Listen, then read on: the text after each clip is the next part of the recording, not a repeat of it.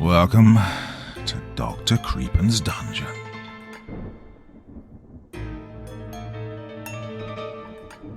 Abandoned churches are deeply unsettling because they represent a place once filled with faith, community, and sacred purpose, now left to decay in silence. The contrast between their intended holiness and their current emptiness creates a sense of unease, as if something sacred has been desecrated. Crumbling altars, broken pews, and faded stained glass evoke ghostly memories of worship long gone. Their echoing halls seem to hold whispers of forgotten prayers, and in the stillness it feels as though you're not entirely alone. It's that haunting blend of reverence and ruin that makes abandoned churches so profoundly creepy, as we shall see in tonight's feature-length story. Now, as ever, before we begin, a word of caution. Tonight's tale may contain strong language as well as descriptions of violence and horrific imagery. That sounds like your kind of thing. And let's begin. There's an old bell tower near my house. It's strictly forbidden to enter. Now I know why. By Reggae Junkie Gee. Part 1. Have you ever heard of the Bell Witch? I hadn't until one of my friends at school told me a few years ago as we passed through the woods near my town. There was a good spot there next to a stream where we used to hang out with our group of friends. In the other direction there was an old church which was mostly just a foundation with parts of walls still standing and a huge bell tower that still stood intact. We were always told to never go near it by our parents. Our parents were told by their parents and, well, you get the idea. Now I know this is Scotland and the Bell Witch was in Tennessee, but the stories and legends of this bell tower have similarities to the Bell Witch Cave. My friend Brian told me about Bell Witch Cave and said that it was the same entity who haunted the old bell tower. How or why was never included in the story, and I never did believe any of it anyway, although the tower had always piqued my curiosity. We'd never gone against our parents' wishes before. However, on a cold February in 2017, a few weeks before my 14th birthday, curiosity got the better of our young, overactive minds, and it seemed like a great idea at the time, as we found ourselves suddenly buying torches with our own pocket money and gathering supplies for a little urban adventure. My friend Brian wanted to go at night. Well, I wasn't exactly into that. We came to an agreement that we'd go during the day to check it out, and then maybe decide whether we wanted to return for a nighttime visit. I want to be clear that it wasn't because I was scared of some ghost story or some legend. It's because there could have been literally any weirdo in those woods prowling around for whatever reason. We were just young teenagers. I don't think we could have fought off any psychotic maniacs that like to hang around the woods alone at night. My name's Danny. Brian was, still is, my best friend. He just turned 15, and our other friend Liam was older. He was 16. He grew up next door to Brian, and he's always been kind of our leader, like the one we'd look up to. He was the tall, cool kid, popular in school and had a girlfriend. I really found myself always wanting to be like Liam, but in reality I was nowhere near. I was short and kind of overweight. Brian was too, in fact. We were a bit of a mismatch of friends, but we always stuck together. We had a pretty random bag of supplies, but you can never really know what you might end up needing. We had torches that we just bought, a lighter and 4 candles Brian took from his house. I took my dad's hammer for protection, though I can't imagine any one of us actually having the guts to use it. A flat-headed screwdriver to pick locks, some snacks and juice, a camera and some pens and paper. Thinking we could maybe map it out or something. I don't know. I hadn't really thought it through too much, to be honest. We all hail from a smallish town called Fort William in the Highlands of Scotland. Near the north of the town, before you reach Ben Nevis, there are some old run-down buildings. Not many, but a few. Just through a small wood sits the old church ruin in a semi-clear area. It's fenced off with some signage declaring the building is a ruin, and it's dangerous, but the bell tower itself stands perfectly, as if it were constantly being restored. People have told me in the past, at obscure times in the night, or on a full moon, or sometimes at particular times on certain days of the year, you could sometimes hear the bells toll, as if they're in perfect working order, though the legends are pretty much all over the place and seem to bear little to no factual significance. History tells you the bells last chimed over 200 years ago, and I can also say, at the time, I'd never heard them myself, although I know of a few people who'd swear on their grave that they'd heard them multiple times throughout the years. It was a mild, clear Saturday afternoon when we took our trip to the bell tower, 1 or 2 p.m. if I remember correctly. Liam and Brian were able to climb the fence no problem after giving me a boost over. We stood looking at the bell tower. It must be 50, maybe even over 60 feet high. Oh, it's big, made from old, large 17th century ashlar stone, and standing proudly next to the church foundations that have long since crumbled. The bell tower has no clock face. The bells were used as a call to prayer throughout the 17th and 18th centuries, from what I've gathered, and there are small rectangular windows on 3 of the 4 sides, leading all the way up to near the top. I've heard this is where clergy members and church volunteers or trustees would sometimes live, but also that it was used to house prisoners of the church who were awaiting trial, primarily blasphemers and people accused of various crimes against the church that were regarded as evil, acting against God's will, or associated with some kind of witchcraft. Well, the history is very scarce. It's mostly vague and littered with stories or tales from unconfirmed sources, so we're really not sure what to expect inside. But what I have found is that between the late 16th and 17th century, up to 4,000 people were tortured and executed in Scotland as witches. As we stand there staring up at the walls of the tower, I couldn't help but feel a chill run down my spine, just thinking of what could possibly have gone on within these grounds. I mean, in my head it's all nonsense, but it doesn't take away from the fact that, at the end of the day, we really can't possibly know for sure what happened here all those years ago, and that tiny seed of doubt will not budge. We approached the door tentatively, looking all around for signs of life, not wanting to get caught.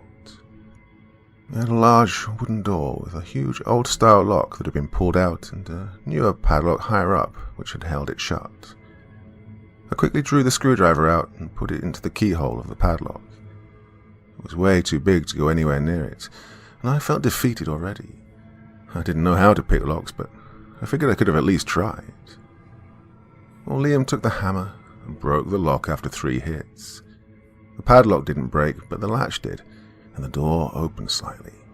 A cold, musty breeze escaped the tower and made my nose wrinkle. Oof, it smelled like damp and old stuff. Liam opened the door, and we followed him inside. A large wooden staircase spiraled upwards, leading to the rooms on each floor. There wasn't much other than the stairs and 1 room on the ground level. There was no door to this room, and we could see it was empty, aside from leaves and bird droppings and piles of rubble. We began to climb the stairs to the first floor. We could see all the way up in the center and counted 5 floors plus an extra stairway right at the top that led to the bells. The crumbling stairs made cracking noises with every step, but they felt safe.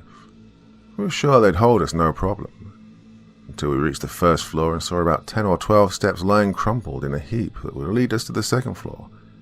After seeing that, I felt myself being more careful on the centuries-old stone. Who knows if or when it could give way, and we didn't want to find out. On the second floor there were 2 rooms, each with another wooden door. Only one was padlocked shut. We went into the first room, an empty stone room with a small rectangular window at one end. There was nothing else of note. Liam burst the other door open and we entered. There were 2 windows boarded up, and it was really dark. We could see 2 old wooden bed frames, one mostly broken up. Oh, the chill in this room was bitter. The windows were lightly boarded up because they'd been smashed, and there was glass all over the floor. Liam and Brian walked out almost as quick as we'd walked in. I hovered around for a few seconds because I felt like something had me in its sights. In one of the corners I could almost make out what appeared to be a black mass, though it could have just been the darkness of the room.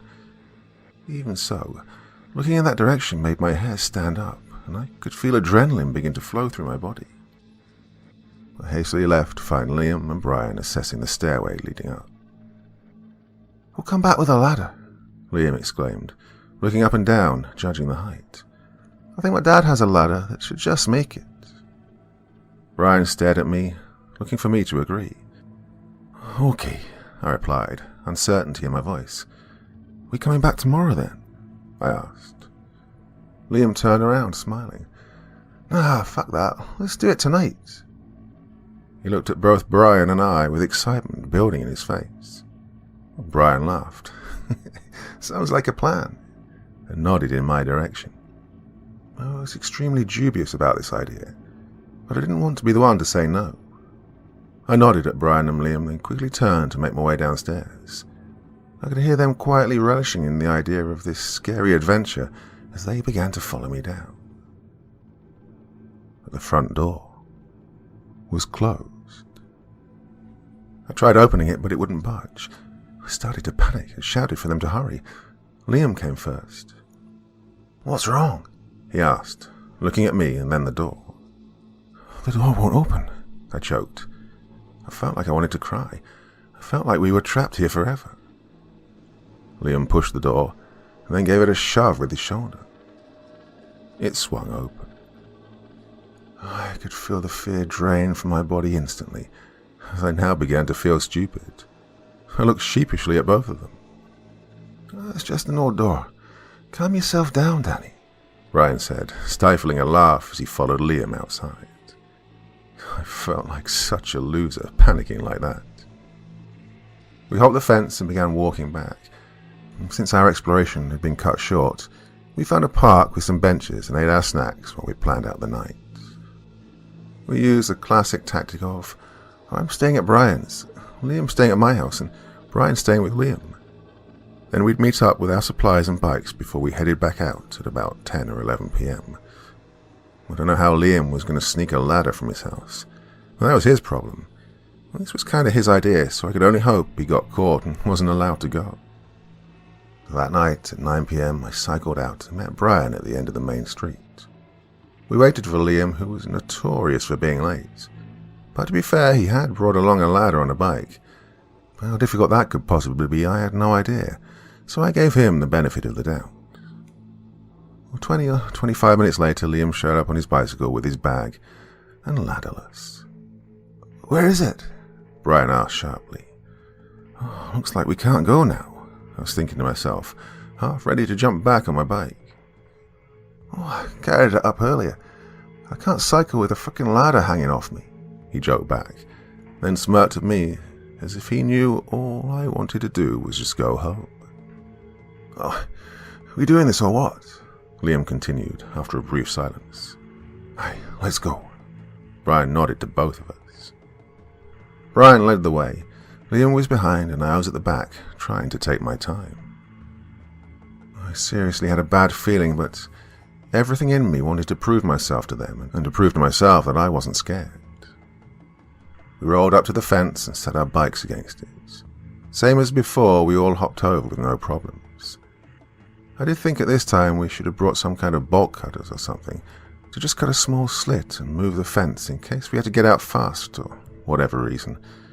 Well, too late now, I suppose.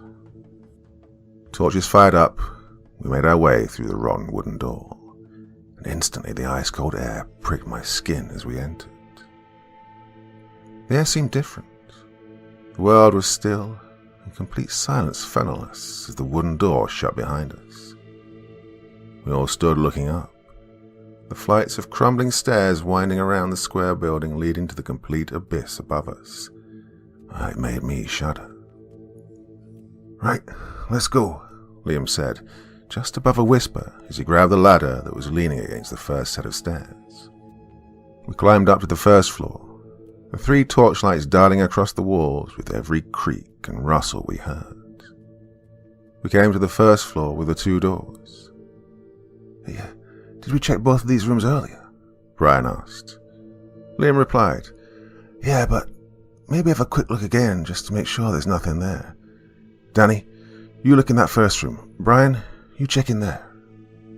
He pointed to the room that had been padlocked before on the other side. "I'll get the ladder set up." I looked at Brian, who was only too quick to amble over to his door and open it to glance inside.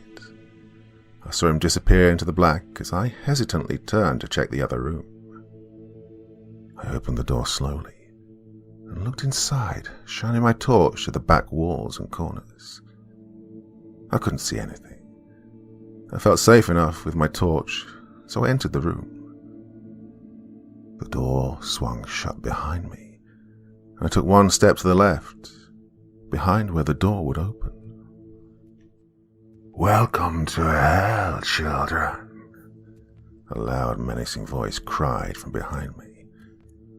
I jumped back and dropped my torch, the glowing red eyes on the head of what looked like a tall, slim, horrifying clown with the biggest smile on his face, his black and white checkered clothes soaked in blood as his head moved from side to side. Oh, my heart was racing. I couldn't scream, I couldn't move. I felt like "Step right up and get your tickets to hell." The head was moving side to side and the hands were moving back and forward. I was finally able to grab my torch after sliding myself away from the clown. "Oh, you fucking pricks," I screamed as I shone my torch on the clown.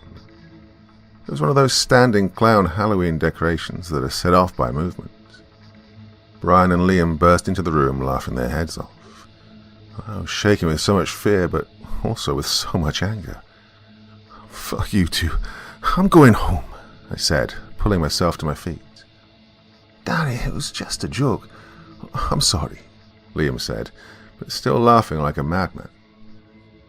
"That was just a wind-up, Danny. We won't do it again, I promise," Brian added, more sincere but still holding back his laughter. Well, I looked at both of them and just walked out, shaking my head. "Let's get this ladder up. Get this over and done with, then," I muttered as I approached the fallen stairs. Liam set the ladder to the lowest hanging part. It wouldn't be easy, but it was definitely doable. Standing on the top step of the ladder, the stair came to about chest height, with some rebar poking out from front and sides. Well, you could just grasp these bars and push yourself high enough to swing a leg up. Liam went first and immediately started climbing the stairs to the second floor. I went second, and then waited for Brian. We walked up together. Brian could tell I wasn't happy, so he tried to reassure me that there'd be no more messing around. I just wanted to go home. Didn't care anymore. We got to the second landing, and Liam was nowhere to be seen. I shot an accusing glance at Brian. He just shrugged his shoulders. He was just as confused as me. There were 3 doors on this floor, one open and 2 closed. "I suppose we just walk into these rooms and wait for Liam to jump out on us or something," I said sarcastically, rolling my eyes. How fucking original. "Liam, just come out. We're not here to play games," Brian shouted towards the open door. We were shining our torches inside, but couldn't see anything. "Liam, just come out, man," I shouted next. A noise from behind us startled us both. The torches were immediately trained on the open door, as we turned so fast to see Liam standing in the open doorway. "I'm in here, idiots. Hurry up." Liam's voice came from the open room we were now glaring into, with a look of confusion. "Come and look at this," Liam said as he disappeared into the room. Brian started walking, and I grabbed his shoulder. "Hold on, Brian. What the fuck? Why was that other door opening? There must be someone in there," I said sternly, but my voice was trembling. It was probably just the wind. Nobody can get up the stairs, remember? Brian shrugged my hand from his shoulder then, as he turned to follow Liam into the other room.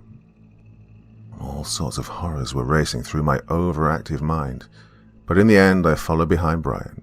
He was probably right. As soon as I set a foot into the room, "Hey, Danny!" a cold whisper echoed from behind me. I almost snapped my neck as I turned and shot my torch over to the door on the other side of the landing. The torchlight glided along the wall as I turned. Just as it met the door, the door quietly clicked shut. Part 2. Liam sniggered. "Look at this!" There was a pile of dead birds lying in various states of decomposition by the window. "Oh, that's rancid, man," Brian said, covering his nose and mouth. I stood a few steps behind, shaking. The light from my torch was visibly vibrating on the wall. Nobody noticed, but I was terrified. Brian and Liam were talking, but I couldn't focus. I felt myself being drawn to the room across the hall, like my very soul was being slowly pulled by some unknown force. Time seemed to slow to almost a complete halt, and voices echoed around my head. "Danny!" A voice came from the abyss, forming before my eyes. "Danny!" Everything returned to normal in a flash as I saw Brian and Liam staring at me, confused. I felt faint. "Danny, you okay?" I'm fine. Just felt a bit dizzy," I said, feeling like my legs were about to give way. "I'll be okay. Let's just get this over with."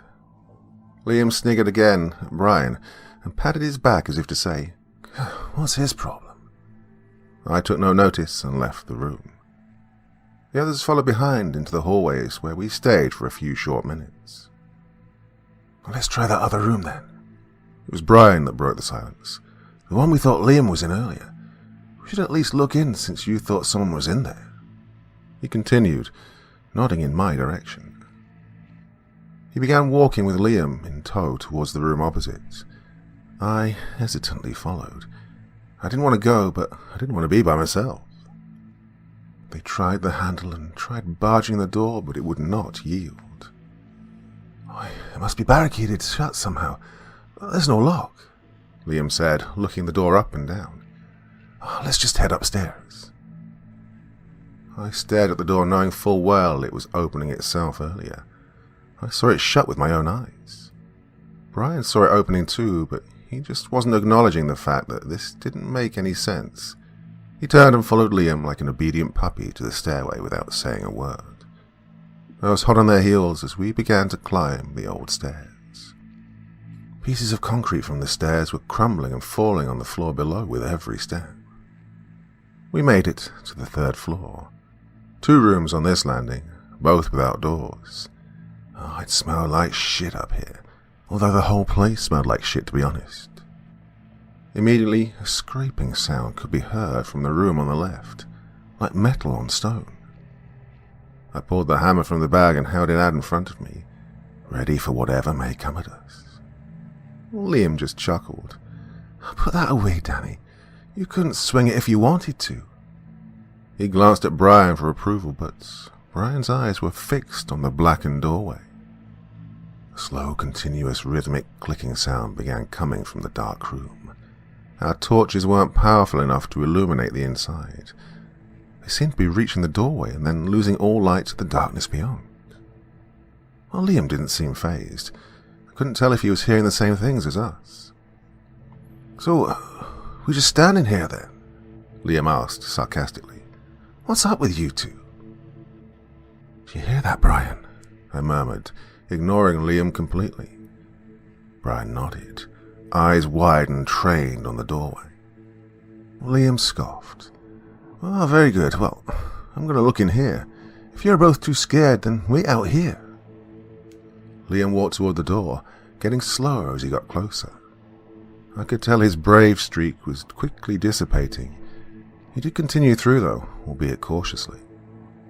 Liam disappeared into the darkness. Brian looked at me and tilted his head toward the door. "Come on. We can't leave him. We need to go in, man." Brian started toward the darkness, the light from his torch disappearing unnaturally the same way Liam had as he'd crossed the threshold. I let out a huge sigh and began walking forward, the ominous click still reverberating in my ears. I entered the black room. The torch wasn't much use. I could only see a couple of feet in front of me. But the room felt huge. I crept around for ages without finding a wall, and the doorway, acting like a safety beacon, seemed to be getting smaller as I continued on. "Oh, fuck off," Brian yelped as I bumped into him. "Oh, sorry, I didn't see you," I said, placing a hand on his shoulder. "Where the hell is he?" "No idea. I can't see jack shit in here," Brian replied, sounding agitated. The room appeared to be filled with a thick black fog that impaired our vision, and also our ability to see very far using the torch. The clicks seemed to be getting louder. I I really didn't want to follow them, but it was the only source of anything in this room. We had to at least find a wall. I startled myself as I bumped into the stone wall. It felt cold and wet, almost slimy. "Found a wall. Just follow it," I said, with my hand still on Brian's shoulder. I guided him along the wall, torches in front of us the whole time. The torches still struggled to cut through the darkness, but only a few feet away I could begin to make out that we were approaching a corner. Adrenaline pumped through my veins and my skin turned to ice, as I also noticed there was a dark figure standing in the corner. "Liam?" I stammered, inching closer, praying this was just another joke. We were close enough now I could make out the clothes and hair. It was him, but what the hell was he doing? "Liam, stop it.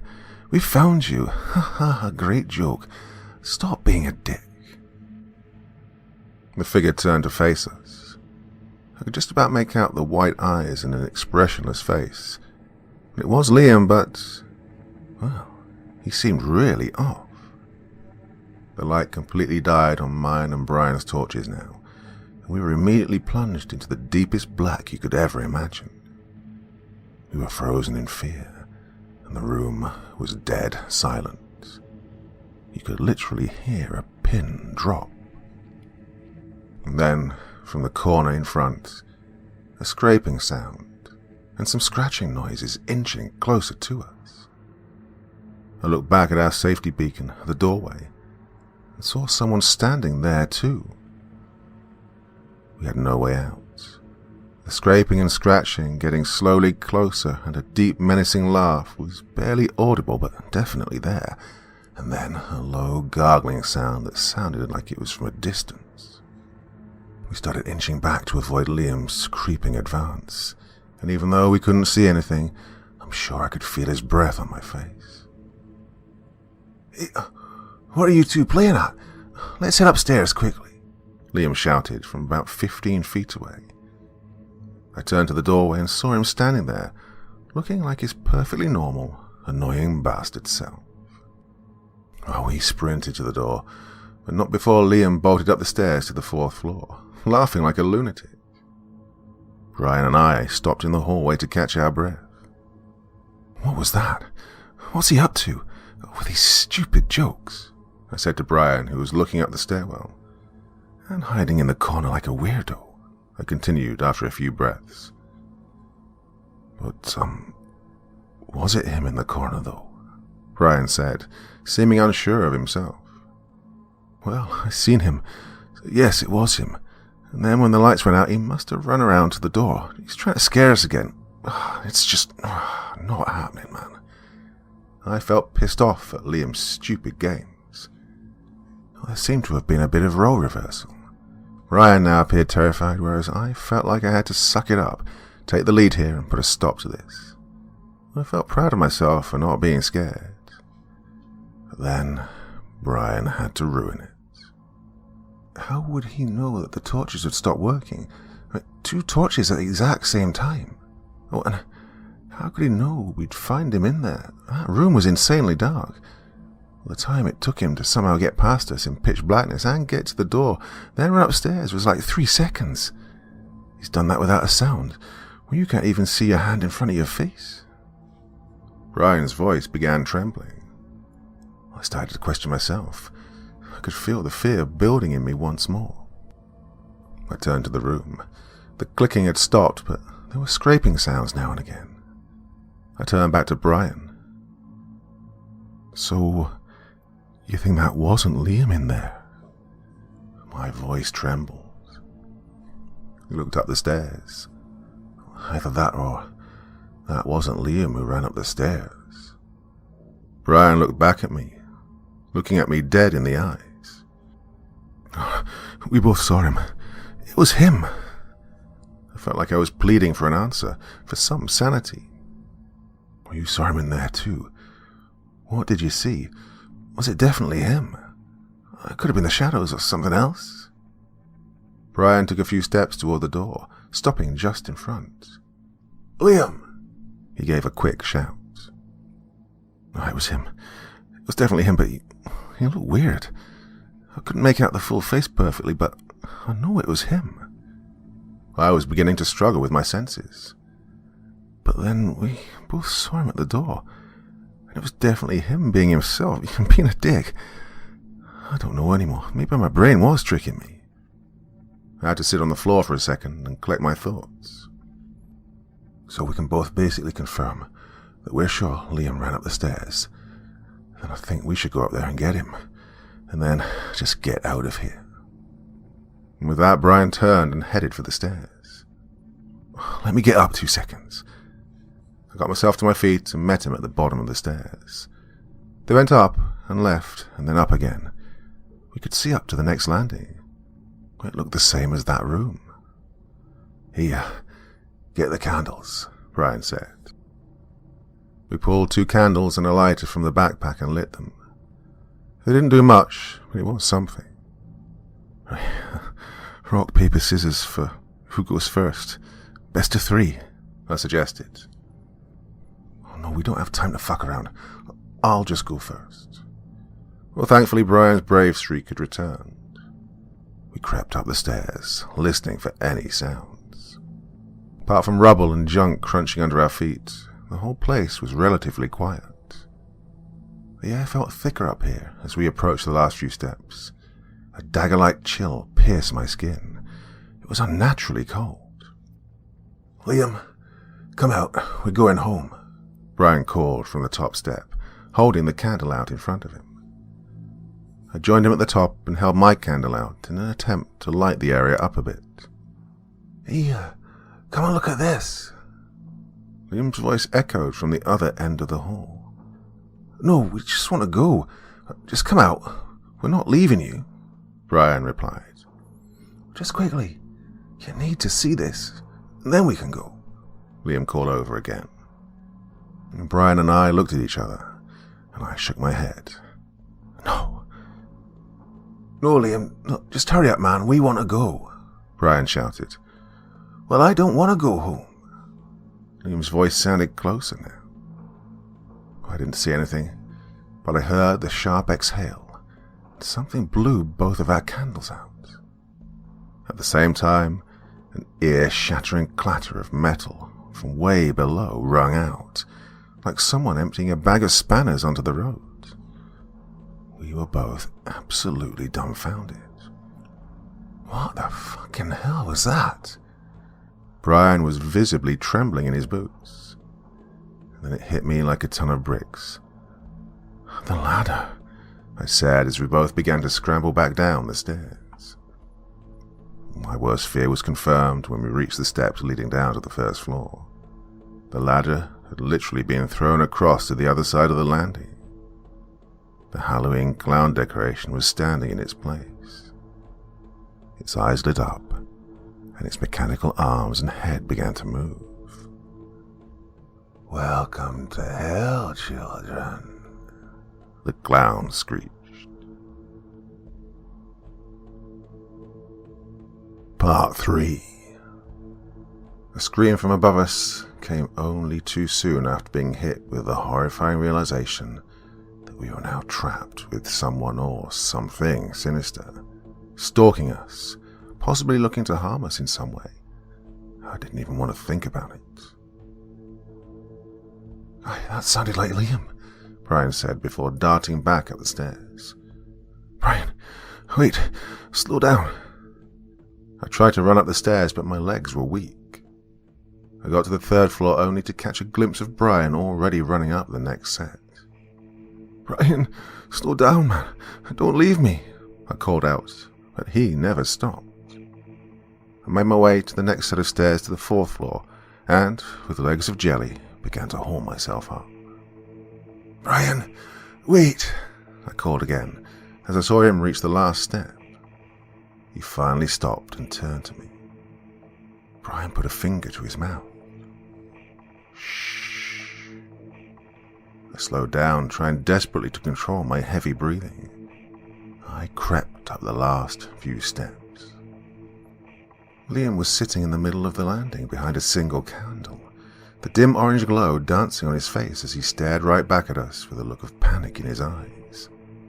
Brian put one foot on the landing. Liam started shaking his head, eyes growing wider, apparently warning us not to go any further. The candlelight extinguished, and Liam screamed. We could hear him being dragged away at a rapid speed, crying. Then silence. Silence and darkness. I felt like I was about to cry. I wanted to go home and be with my mum and dad. I wish I'd never agreed to come here. Before I knew it, I was quietly sobbing and fell to my knees, with Brian sitting next to me. We need to do something, Danny. We can't go back down. Also, we can't leave him.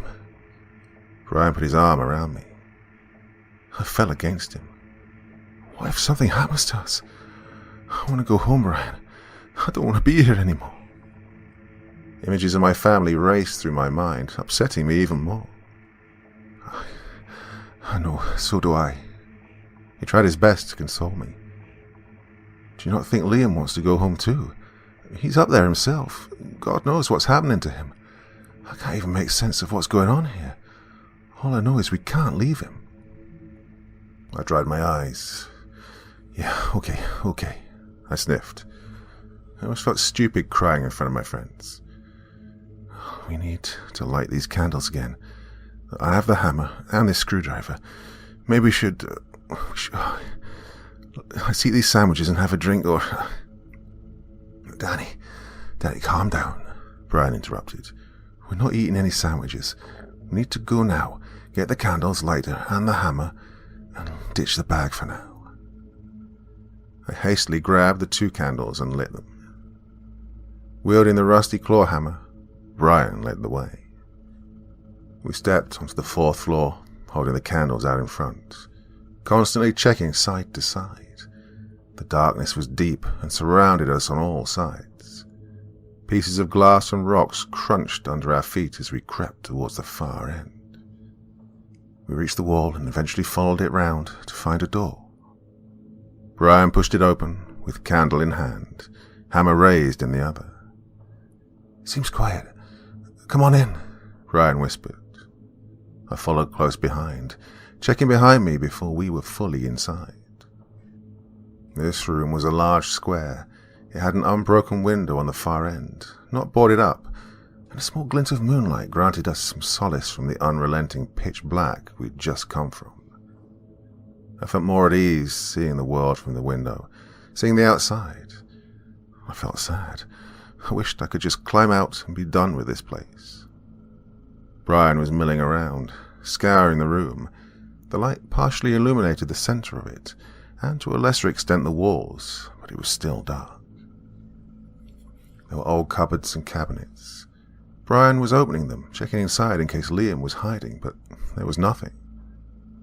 I felt safe in here. There was nothing scary about this room.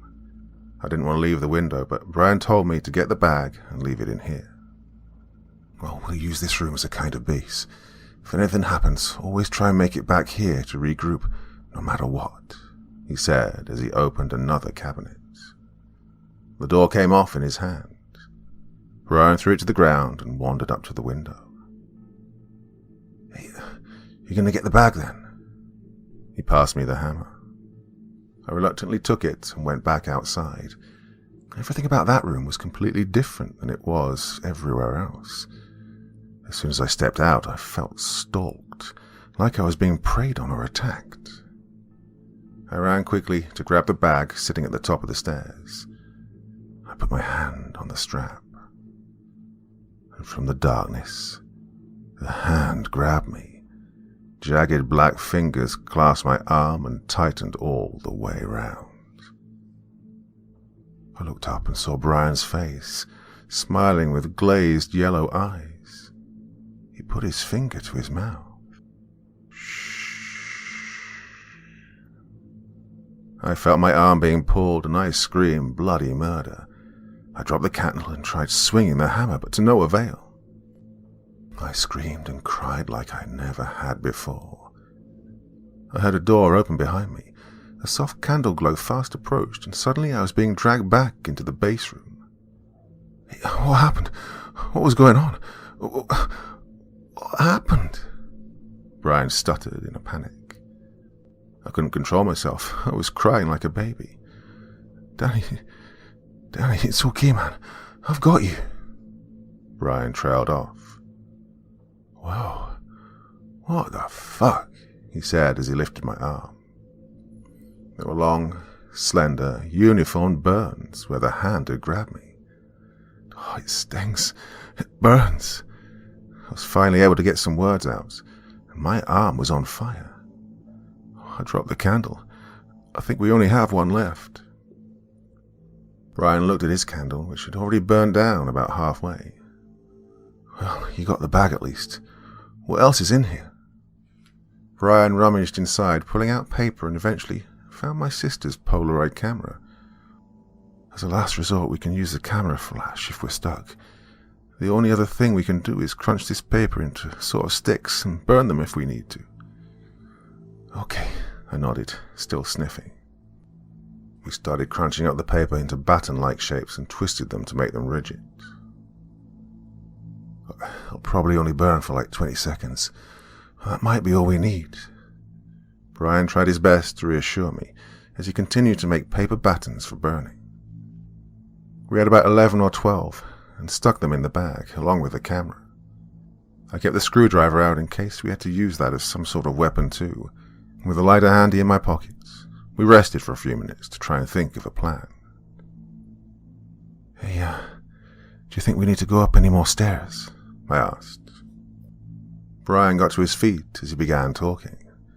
No idea. We should just go out, follow the wall, and see where it leads. If it goes up, then we go up. If there's another door, we should check inside before going anywhere else. I mean, we need to find Liam. I took one last look out of the window, wondering if I'd ever see the outside again. And I turned to Brian. Hey, let's go for it then, I said, putting my bravest face on. Brian lit the last candle and picked up the hammer. Well, the door opened itself as we approached. Whatever was on the other side wanted us to come out. I wielded the flat-headed screwdriver, ready to stick anything that came for us. My focus was on getting out alive. I couldn't be scared anymore. Brian slowly crossed into the black landing. I had one hand on his jacket and the other holding my weapon in front of my face. When we'd both left the base room, I was on high alert, scanning all around, just waiting for something to come for us. We walked slow, kept our backs to the wall, and sidestepped the perimeter of the hallway, looking for stairs or doors. I felt on edge with every step. The darkness was scrutinizing my movements. Something was there, something dark and hostile. I heard a thud on wood. It's another door, Brian whispered. We barged onto it, but it wouldn't budge. I saw stairs leading up right next to the door. Hey, shall we, go up? I asked. No, we need to burst this door open. Liam could be right in here. What sounded like a sledgehammer smashing the door from the other side startled us both. It was almost coming off the hinges, accompanied by a horrible gargling growl that sounded almost like a lion stalking its prey, only much more guttural. Yeah, maybe just head up the stairs, eh? Brian said, already turning on his heels to run up. I followed close behind. As we neared the top, the banging on the door below abruptly stopped. A rush of air breezed past us. The small stairwell to the bells was in front of us. The bells were within 4 arched walls. The moon lit the way leading up, and we could see what appeared to be shadows moving around back and forth near the top of the stairs. There were flies and bugs everywhere, and some noisy crows hanging around the arches. 2 doors on this level either side of the stairs seemed to beckon us inside. Faint noises from behind each had us struggling to decide where to go. What do we do? I asked Brian. My voice was shaking to match the rest of my body. I don't know. We just check these rooms, I suppose. There's nothing else we can do. Brian raised the hammer and approached the door on the left. The other door on the right creaked open. Hey, cold whisper I'd heard before. "In here." I stopped dead in my tracks. Brian's eyes widened as he noticed something peeking out from the creaked opening in the doorway. I began walking over, but Brian grabbed my arm, right on the burns. "Oh, for fuck's sake, Brian!" I pulled my arm back, blowing on it. "I'm sorry. Don't go in there. Just don't." He stared right into my eyes. He was as serious as I'd ever seen him. With just a nod of confirmation, we continued to slowly walk toward the door on the left again. The right door slammed shut in anger. Brian opened the left door, and the candle went out and we were plunged into darkness once again. Brian swung the hammer up and down and side to side, hitting only the air around him. I crouched down, readying my screwdriver for, well, I didn't know what for, but I was ready anyway. Brian lit the almost finished candle again. I poured out some of the makeshift paper candles we'd made. We lit a couple. The flame was bigger and granted us more light. As we entered the room, the most foul stench I've ever had the misfortune of experiencing hit me. The room was cold and covered in black stuff, some rotting black sludge, weird figures and trinkets that seemed to be made from some sort of animal parts, and the flies in this room were relentless. The fire from my paper torch managed to light more of the room, and we could see Liam lying in a pile of rags and dead birds. There was a crude circle around him of black and red crystal-like stuff. I immediately darted over to him and grabbed his shoulders. Brian patted his face to wake him up. He was limp, but he was breathing. His eyes eventually opened. In the very limited light I could see his eyes were bloodshot, his face was covered in cuts, like slashes, and his clothes were torn up. "Liam, get up. We're getting out of here. Come on," Brian said. His voice was urgent and demanding. We threw an arm each over our shoulders and began carrying him out towards the stairs. Brian still had the hammer, and I held out some paper torches to light our way. We were finally getting out of here. Liam walked as much as he could, helping us as we were struggling. I looked up to the bells as we passed, looking at the moonlight. Oh, I couldn't wait to get out of here. "Danny! Brian!" A shout from the top of the stairs. I looked up. Liam was lying at the top of the stairs. "That's not me! Run!" he cried. He was dragged away from our sight just as the bells began to toll midnight.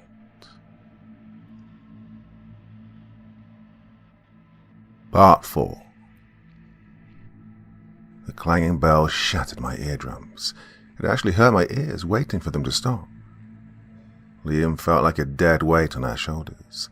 I can't say if he was conscious or not, but he was slumped. Brian looked at me. "What do we do?" I shook my head. "We can't go up there, Brian," I whispered. "But what if that's really him? What if, you know?" He darted his eyes towards Liam and tilted his head as he spoke. I looked at him. I looked at Liam. Brian hushed his voice to a quiet whisper. "This might not be Liam." "Brian, we're not carrying him up those stairs. How can we trust whoever that was at the top?" I seriously didn't want to go, but part of me already knew we were probably going up there. "Danny, we can't just ignore the fact that Liam could be up there right now. Look, it's only about 12 steps. We can go and peek, and if there's nobody there, we bolt." I felt like a piece of shit for even considering just dropping Liam and running for my life. I didn't care if I broke my ankles dropping off that first landing. I'd gladly drag myself out that front door just to feel the fresh air on my face again. But I just couldn't. I'd be abandoning my two best friends. They wouldn't abandon me. "Alright, we go up and stay on the stairs. We'll look around for a maximum of 10 seconds and then we're off. I mean it, Brian." Brian nodded and began walking. We struggled a little getting Liam up the stairs. Slowly but surely, we made it to the last step. I thought I'd feel the outside breeze from the arches. It never came. It felt like the same stagnant, rancid air that filled everywhere else in this place. I started counting. 1, 2, 3, 4, 5, 6, 7. Danny! Brian! Liam's voice from behind us called out. Why the fuck have you brought that thing up here? He continued, seeing himself slumped over our shoulders. We turned to see Liam lying on the floor near one of the walls. He was also cut to ribbons and bruised badly. How do we know it's you? I barked at him. Because that thing you're carrying is not me. That's not me. Oh, fuck. Liam cried as he was lifted off the ground by an unseen force and thrown onto the edge of one of the arches. His legs were dangling off the side, facing probably a 60-foot drop. He cried out and pleaded with us to believe him. I don't want to die. Please, one of you help me. Please, I want to go home. Tears streamed down his face. I felt helpless. Hold on to him, Brian, I said as I pulled my head out from under Liam's arm. Brian dropped almost to the floor, trying to hold him up. I began to take a few steps towards the arch. I could hear the other Liam's feet scraping the wall outside, trying to get Purchase to pull himself up. Please, Danny, don't let me fall, man, please. Don't do it, Danny. It's a trick. Liam's voice again came from behind me this time, struggling to get his words out. Brian still had his arm over his shoulder. His head was bowed and he was on his knees. I don't know what the fuck I'm supposed to do here, Liam. Which one's the real you? God, I can't take this. I felt defeated already. My head was spinning with confusion. I was having an emotional meltdown. It's me, they both said at exactly the same time. God, I couldn't think straight. Liam's arm slipped down a little from the arch. Danny, quick, it's me. Help me, please. I had to think on my feet. Right, where did we... No, I know. Whose ladder did we take up to the second floor? Liam, slipping further to the edge, almost hanging by his fingertips, cried out as loud as I'd ever heard him. My dad! It was my dad's ladder! At the same time behind me, I heard a laboured breath and Liam's voice say, It's my uncle's ladder. Brian dropped him in an instant and took 2 steps back. His eyes were wide in fear as he watched Liam roll onto his back, taking deep breaths. It's my uncle's ladder, he muttered, just under his breath again. Like a bullet, I darted to the edge of the arched opening and grabbed Liam's arm. Oh, fuck, I'm so sorry, Liam. I'm so sorry. It's okay. Just pull me up, he said. Quick. He looked delighted that I'd figured it out. I tried my best to pull him up by myself, but he was bigger than me, and I was half expecting to be pushed over by something at any second. I pulled and pulled. Brian grabbed my legs and began to pull, and I looked back and saw Liam still lying on the ground behind us. Oh, come on, Brian. Pull. We need to pull harder, I screamed. I felt Brian pulling hard on my legs, but I could also... Wait. Could I feel my arm being pulled? Was Liam pulling me out? I looked back down. Liam's face had a wide grin and his eyes had turned bright yellow. Long, black, jagged fingers snaked up my arm like vines and gripped onto me. He was now completely dangling off my arm. I screamed. I screamed so fucking loud at Brian. It's not him. It's not him. Brian, help me. Brian got up and came to the edge to see what I could see, and he almost fell back in horror. Do something, Brian, I shouted. Brian ran back and fetched the hammer. Within a few seconds, he was leaning over, smashing this thing's arm and head, trying with everything he could to loosen its grip. I was able to gain some more ground, sliding back on my stomach, pulling it up slightly. Brian was getting some good headshots, but it barely even reacted. 2 seconds, Brian said, and hurried over to the bag. I felt myself slipping closer to the edge again. Hurry the fuck up, Brian, I yelled. Brian came back with about 6 paper batons twisted together and set them alight. The large flame illuminated the distorted, bashed face that mimicked our friend. The glow waltzed in its wide, maniacal eyes before Brian smashed the fire right into its face. A deafening scream filled the air as I felt my arm loosen up. The bells began to ring, louder this time, and Brian started stabbing at it with a screwdriver. The fingers slowly began to release my arm, and eventually I was able to let go. I could still see the crooked face grinning and distorting as it fell, and it made no sound. The bell stopped abruptly as a loud thud on the ground confirmed that whatever this was had just smashed into the ground. My arm throbbed and blisters began forming almost immediately. I rolled onto my back, out of breath. "Fucking hell," Brian exclaimed. "I feel sick. God, my heart's pounding." "I'm not feeling so great myself, mate," I replied, shooting him a faint smile, feeling safe enough now to be sarcastic. I just lay there, finally feeling the breeze caress my cheeks. Oh, it felt incredible, cool and fresh. I heard Brian stirring, trying to get to his feet as we both heard Liam groaning behind us where he was still lying on the floor. Brian shuffled over and crouched next to him. He patted Liam's face. "Hey, wake up, Liam. It's over," he said. Liam groaned once more and moved his head. "The ladder was my uncle's. My dad didn't have one," he said. "You fucking idiots," he coughed as he attempted to laugh. I was glad to hear he hadn't lost his shitty sense of humor, even if it did annoy me. Brian smiled. "Well, maybe you could have mentioned that, you fucking moron," he said with a nervous laugh. "Hey, come on, man. Let's get the fuck out of here. We need someone tall to drop down the stairs and set up the ladder. I hope you're up for that," he laughed. We began getting Liam to sit up, and eventually both helped him to his feet. "God, I'm sorry about all this, guys." He sounded genuinely remorseful. "I got carried away with trying to play stupid pranks. I should never have gone off alone. Look, it's fine, man." I felt like I should reassure him now that all was well. Then I can get mad later when he's better. "Right, we've made it. We just need to get out of here, then we can never look back.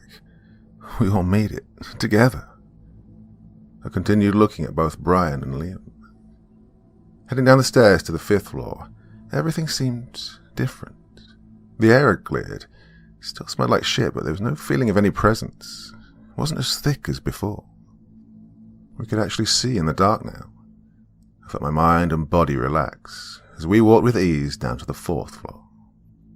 Liam was regaining some strength as he drank some juice, and the relief of seeing him get visibly better before our eyes was indescribable.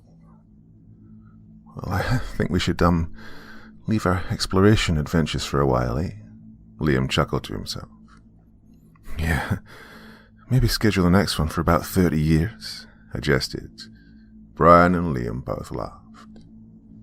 We began walking down to the 3rd floor. Liam wanted to try the stairs himself, but we were taking our time to let him try and get himself back on his own feet. Liam went first, and we walked slowly behind him, ready to grab him should he stumble or fall. I felt my eyes welling up as we got lower and lower in the tower. Every step down felt like a new victory. We'd reached the 3rd floor. Liam burst out laughing. He must have been happy he'd done it himself. "Oh, you fucking weirdos. Why did you bring that thing up?" He laughed some more. Brian and I looked at each other confused. My eyes squinted as I struggled to see into the middle of the landing. That Halloween clown decoration was standing there, looking right at us. I heard the mechanics start to move. Step right up, children, and get your tickets to hell, the clown shrieked, followed by a frenzied laugh. And it moved, in a different way than before. It appeared to shake and lift off the ground. Before anyone could react, the clown was picked up and launched into the darkness. A figure slowly came forward. "Ah, fucking clown," I heard a voice say from the darkness. A voice I recognized only too well. My body went tense. A chill crept up my spine. Brian emerged from the darkness, battered and covered in cuts and slashes just like Liam was. "Oi, what the fuck?" he exclaimed. "Guys, get away from that thing. That's not me. We need to get the fuck out of here now," he commanded. "Oh, there's no way in hell I'm falling for that one again," I thought, just as Liam was shoved to the ground in an instant. Less than a second later, I felt burning fingers begin to slither around my neck from behind.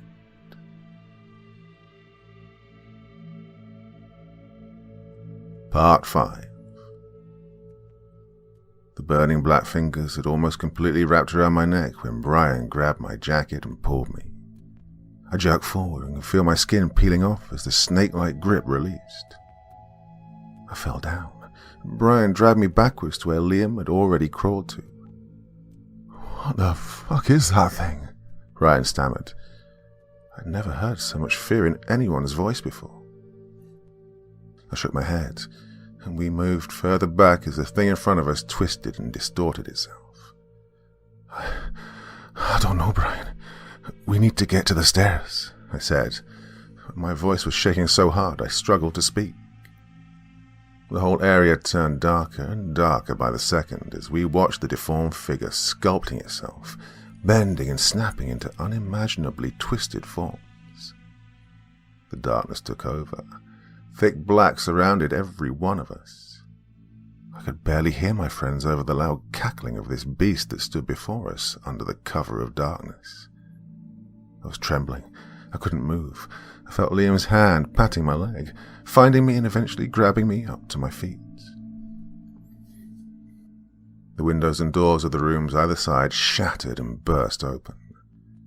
A hurricane-like wind almost blew us off our feet. Glass and debris was flying all around us, smacking and cutting our faces. We huddled together, terrified and helpless. I huddled my head down into Liam's chest, shielding my face and attempting to cover my ears from the deafening sound. Well, I cried. I'm not ashamed. I began crying my freaking eyes out. I genuinely thought we were all dead in that moment.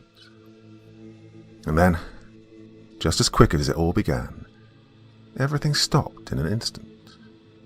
We were still huddled together, and it was a good few minutes before anyone was brave enough to look up. The darkness still filled the room, but there was a calm. I plucked up the courage to finally look. In the direction of the stairs where we'd come from, I could see two eyes piercing the night. They followed our every move as we inched away. We had no light, but we knew the general direction of where we had to go. A horrible, slow, demonic laugh emanated from the deep chasm before us. The eyes never blinked. They never looked anywhere else. They just watched us. I remembered the Polaroid camera was still in the bag. I hurriedly tried to unzip it with my shaking hands. It was the only possible light source we had left. The scraping and crunching of soft, dragging footsteps began to approach us slowly. I lifted the camera up and clicked.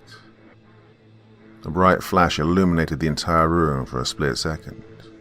We saw the stairs leading up and down. We saw what direction we had to go.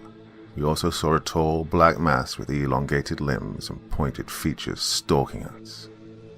We began moving toward the direction of the stairs.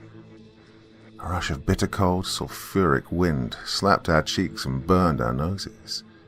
The smell was almost unbearable. I felt something caress my shin and foot, along with a haunting little girl's giggle. "I'm at the stairs," Brian yelped as he almost fell down. I flashed the camera again. The photo bumped my knee as it fell to the ground, made me flinch. The flash revealed it was in the farthest away corner now, still staring at us intently, but seemed further away as we stepped down one at a time. I flashed the camera down the stairs. Everything seemed clear. The photo gently clapped onto the step. We continued our descent, holding on to each other for dear life until we reached the second landing. I again snapped the camera into the darkness. A line of small, hunched-over shadow figures stood all around, just watching. Then I snapped back up the stairs. The huge demonic beast-like figure was crawling down the steps behind us on all fours. So quiet we never heard a thing. I could see eyes trained on us from everywhere when the flash disappeared. I had visions of us getting to the part of the stairs that had crumbled away and all of us being thrown off. I had visions of us being captured here forever and slaughtered in the most horrific ways. I snapped another photograph. The flash lit the way to the last set of stairs. We held onto each other and bolted for it. I felt things grab at my face and legs, pulling my jacket, and by the sound of Brian and Liam screaming, I imagined they were feeling the same. We darted down the first few steps as I clicked the camera once more. The flash came out just in time for us to stop. Well, the first floor seemed further down than before. Liam, without hesitation, began crouching down, ready to dangle himself off the crumpled stairway and drop down. We just had to hope he wouldn't injure himself. I flashed the camera back upstairs. We could see a crowd of black shadows beginning to form at the top. My heart was racing, and I felt faint. The photo fell again to the ground and grazed my leg. I almost fell backwards. The sound of a grunt, with broken glass and stones being disturbed from below, confirmed to us that Liam had made the drop. "You okay?" Brian shouted. "I'm fine. Where's this fucking ladder?" Liam screamed back, sounding panicked. I hit the camera again. The ladder was in the far corner. There were rocks and wood lying all over the place. "Keep going, Danny. I don't want to hurt myself here," Liam instructed. He sounded a little more optimistic that we might be able to make it now. I snapped as quickly as I could, and after every 2 or 3, I turned the camera upstairs. The crowd of figures were getting larger every time. Some of them began taking a step or 2 down. "Liam, we need to be quick, man," I screamed. Brian was shaking like a leaf. I kept clicking the camera. The photos were falling like autumn leaves all around us. Liam made it to the ladder and picked it up. I kept that flash going as much as possible until he was able to get back and set it up right underneath us. Brian went first. I used the flash to guide him as best I could. He made it, no problem. As he climbed down, I flashed the camera back up the stairs. The shadow figures were closing in, only about 4 steps away. I had to move fast. I crouched and got down onto my stomach. I began to throw my legs over the edge. Icy, cold, putrid breath met my face as I carefully lowered myself to the ladder.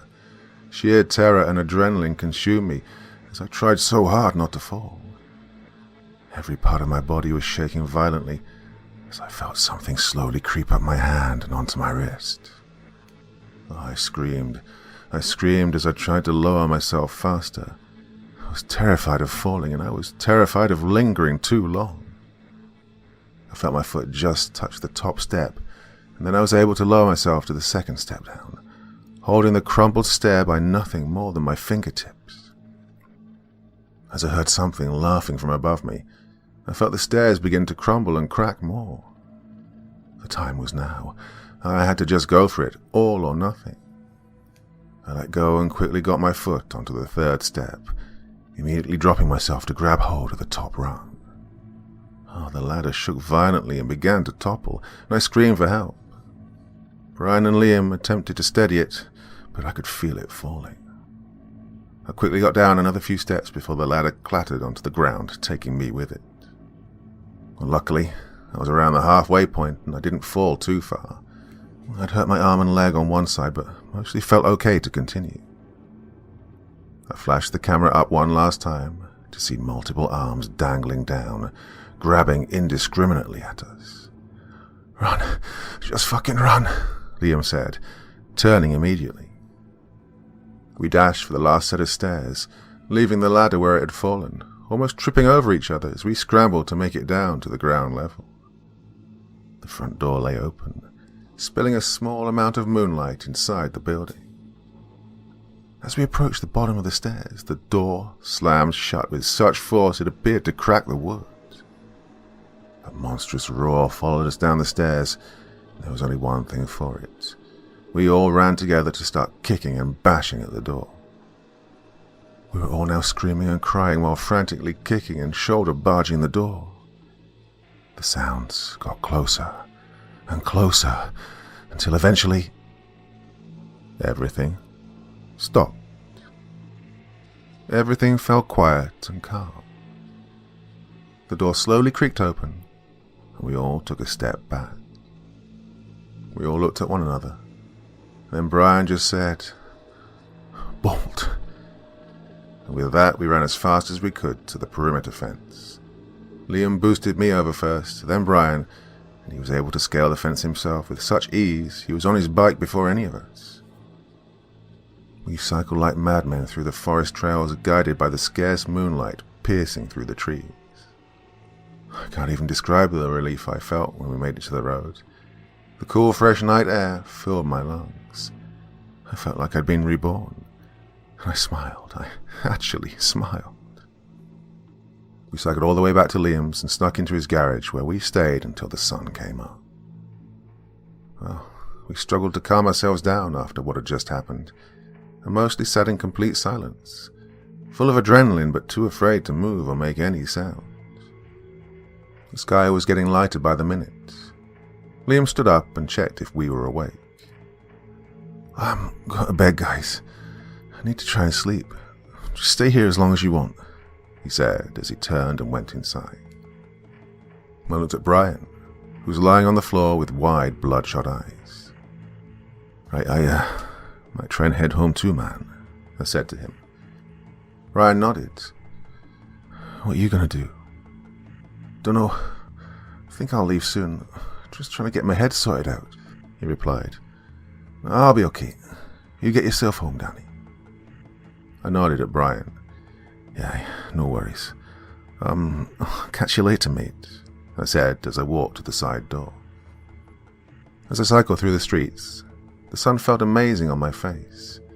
Seeing people going about their business, driving cars, walking around, dogs barking, birds singing, everything felt normal again. As I approached my house, I could see my parents in the window, and I had never felt so happy to see them. I went inside, hiding my arms and neck as much as possible, in case the burns were visible. "Hi, son. How was your night? Want some toast?" my dad said. "I'm okay, Dad. We stayed up all night playing the computer. God, I really need some sleep," I replied. He rolled his eyes and shook his head. "No problem. Yeah, get some rest." I climbed the stairs, legs struggling like hell, but it couldn't have been more worth it when I fell onto my mattress. My room was nice and cool, and my bed felt like a cloud. And I sparked out almost immediately. I slept right through until dusk. When I woke up, my mum had left me some pizza lying on my bedside table. I sat up, put the TV on, picked a slice up and started flicking through the channels. My stomach was grateful for the food. Something scraped my thigh, kind of like a tickle from something sharp. I got a fright but remembered where I was. Eventually, I pulled the duvet off me. Immediately everything flashed into my mind as I sat there. Everything rushed back to me in a split second, and I dropped my pizza. My mind raced, as did my heart. On the bed, all around me. Polaroids. Lots of Polaroids.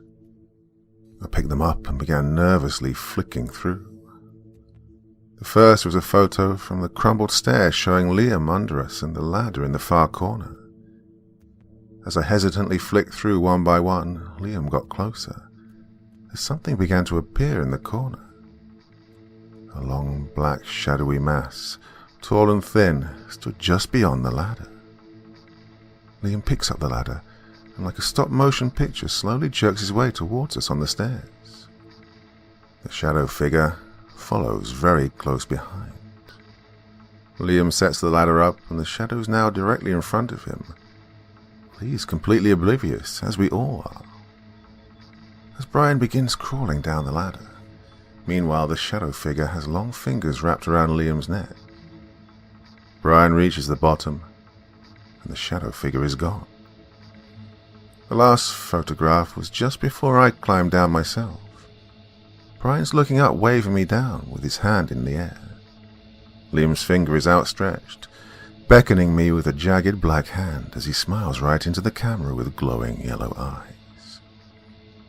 The eyes seem to follow me. I jump back in my bed and threw the photograph to the ground. My bedroom door handle began to turn slowly, and the door cracked open. I pulled the cover up and hid my face. "Danny," the soft voice quietly called. It was my mom. I pulled the covers back down from my face and looked at her. "Sorry, son. Thought you might be still sleeping. Are you okay?" she continued, entering my room. "I'm fine. Just tired," I replied. "Okay, well, when you get up, you can tidy this room up," she moaned. I rolled my eyes. "Oh, your friend Brian's on the phone. He said you've left some stuff at his house," she mumbled, looking around my room as she was handing me the receiver. "Thanks," I said, showing her out of my room with my hand. I put the phone to my ear. What's up, Brian?" "Danny." Brian's voice sounded horrendous. He sounded like someone was holding a gun to his head. "Danny." He trailed off. "What's going on, Brian?" I said sternly. I could swear I could hear him sobbing down the line. "Liam's missing," Brian stammered. His voice was weak and shaking. I looked at the photo I'd just thrown on the floor. His eyes were still trained on me from the bell tower, his fingers slowly curling in, summoning me. "Danny, did you hear me?" Brian asked, sounding agitated. "Yeah, I think I know where he is," I replied.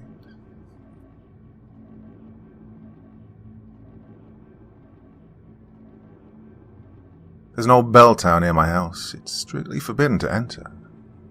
I wish we had never found out why. By Reggae Junkie Gee. Part 1. Brian spoke as I caught myself off guard, thinking about Liam. He lay on the grass holding an air rifle I got a couple of months ago for my 19th birthday. Aiming down the sight at 2 magpies pecking at the soil for food, he spoke to himself. "One for sorrow, one for joy," he said, swaying the rifle between the 2 birds. "One for sorrow, 2 for..." He hesitated a moment. "Joy," he finished as he pulled the trigger. In a second, the magpie was on its side, one wing flapping wildly while the other never moved at all. The other bird, startled, flew away to safety. The poor thing struggled and tried to run or fly away, but it was too late. The damage was done. "Ah, fucking boom. Did you see that shot?" Brian said as he pumped his fist in the air. He was a bit too excited. I looked on and ever so slightly nodded. I was nowhere near as excited to see a bird struggling for its life as he was. This wasn't exactly what I had in mind for the air rifle. Brian began running over to the dying animal. "Oh, come on, Danny, let's go see," he barked as he lit up a cigarette. I took my time following Brian over. He picked up the bird and snapped its neck. I recoiled in shock. "Oh, Brian, for fuck's sake, man. I'm putting it out of its misery," he snapped back. "Still, it's horrible. You're banned from using the gun from now on. I said, picking it up off the ground. Okay, whatever, he laughed. Yeah, what are we doing today anyway? Should get some cans and go to the pond. We sometimes got some cans of beer and sat by a pond situated within a country park. Not many people went down that way, but there were a few benches and it was a nice spot to get drunk and hang out. Sure, we could go to pubs and drink like normal people, but we like the calm. We're a little bit more withdrawn than most people. Whatever, I'm not bothered. Nothing else to do anyway, I replied, looking into the distance. I could see someone walking towards us, but couldn't quite make them out. It was a large field with any number of directions to walk, but they were coming straight for us. Yeah, who's that?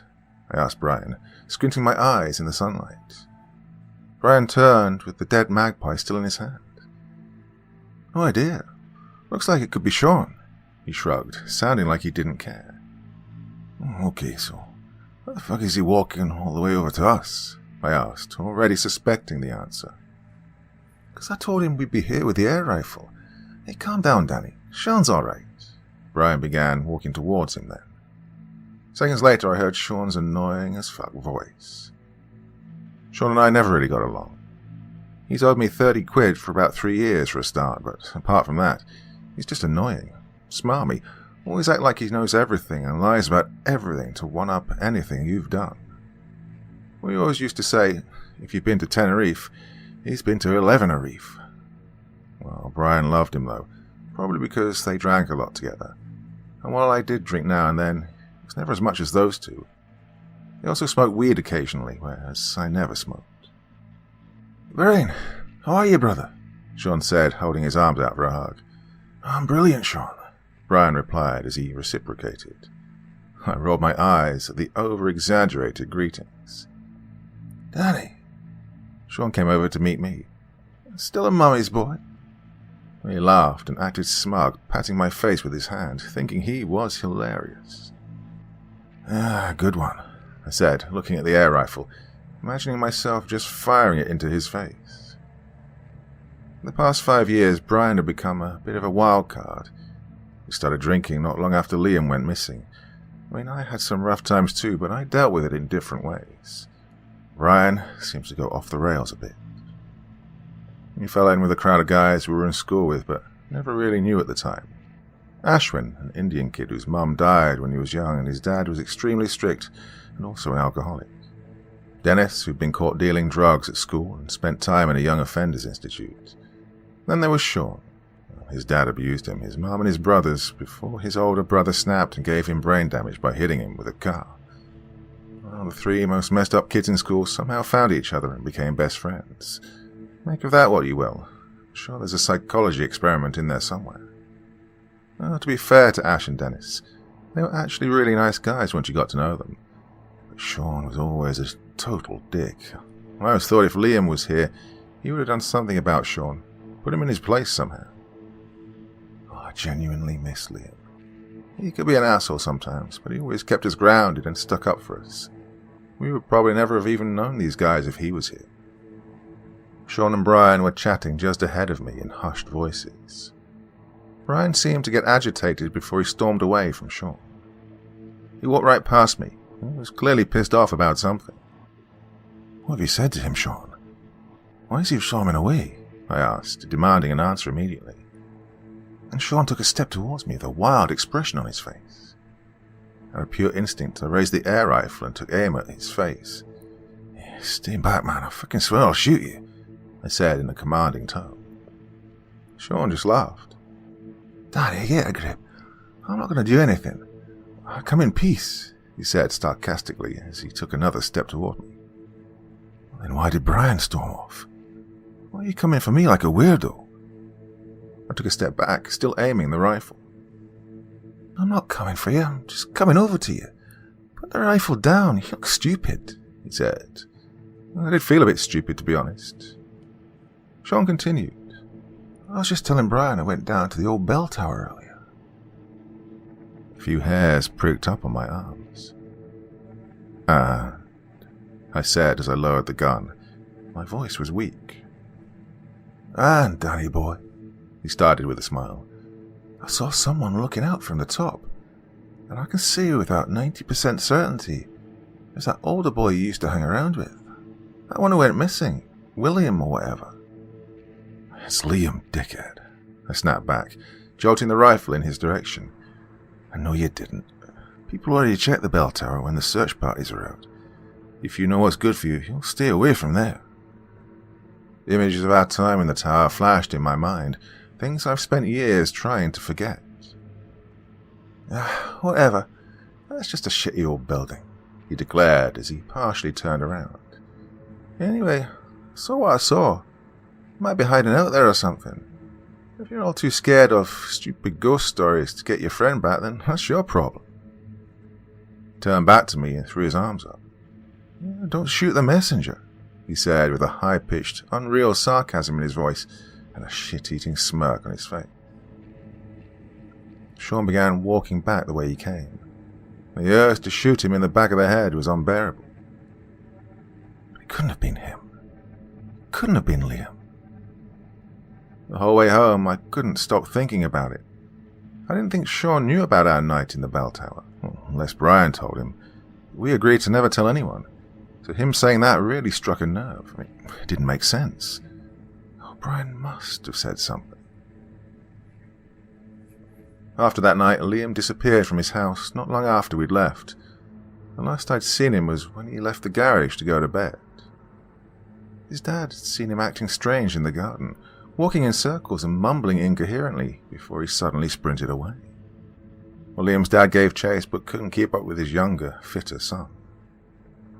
After that, he was never seen again. He wasn't caught on any CCTV. No other witnesses came forward with sightings. It seemed that he simply just vanished off the face of the earth. His parents were of course devastated, and we searched for months. Well, as a matter of fact, we never truly stopped searching, even after search parties and police efforts were eventually cancelled. Right up until recently, Brian and myself would often sneak out at night to look for him, through the woods, the outskirts of town, or the abandoned houses, sometimes even going to the bell tower and calling his name from outside the fence. But nothing ever came of it. We were too scared to go back inside now. Liam's dad and two uncles had already searched the bell tower from top to bottom one morning not long after he went missing. Not because of anything we'd said, just because it was a place near town where someone could hide. They said there was nothing inside worth mentioning. As the years passed, the world turned, and new things piqued the public's interest. Other stories came and went. Liam's disappearance faded into the background of people's minds. But we never forgot. We'll never forget as long as we live, and we will never stop looking for him.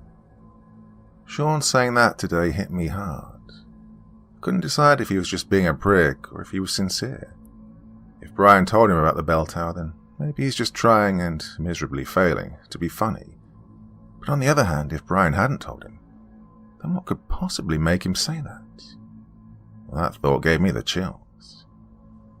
Too many questions in my head. I started feeling sick again and thinking about everything. I just wanted to get home and lie down. When I eventually got home, I went straight to my room, put some Pink Floyd on and laid on my bed. It was only mid-afternoon, but my brain was tired, playing over everything in my head, sorting my thoughts out. Well, it was mentally draining. It wasn't long before I drifted off and fell asleep. I had dreams about the bell tower. That clown thing was dancing in a window, laughing frantically as its arms stretched out to about 40 feet long to grab me and Brian and pull us up back inside. Liam was behind it, pulling strings and dancing too. I woke up sweating and breathing heavily. I wasn't sure if I was definitely awake or not. It was nighttime. The moonlight shone in through my window and glistened on my damp skin. Didn't even know what time it was, so I searched for my mobile phone. It wasn't on my bed, it wasn't on the floor, it wasn't on my bedside table. Oh, where the fuck is it? I questioned myself. What time is it? And then I knew. Suddenly I knew the time.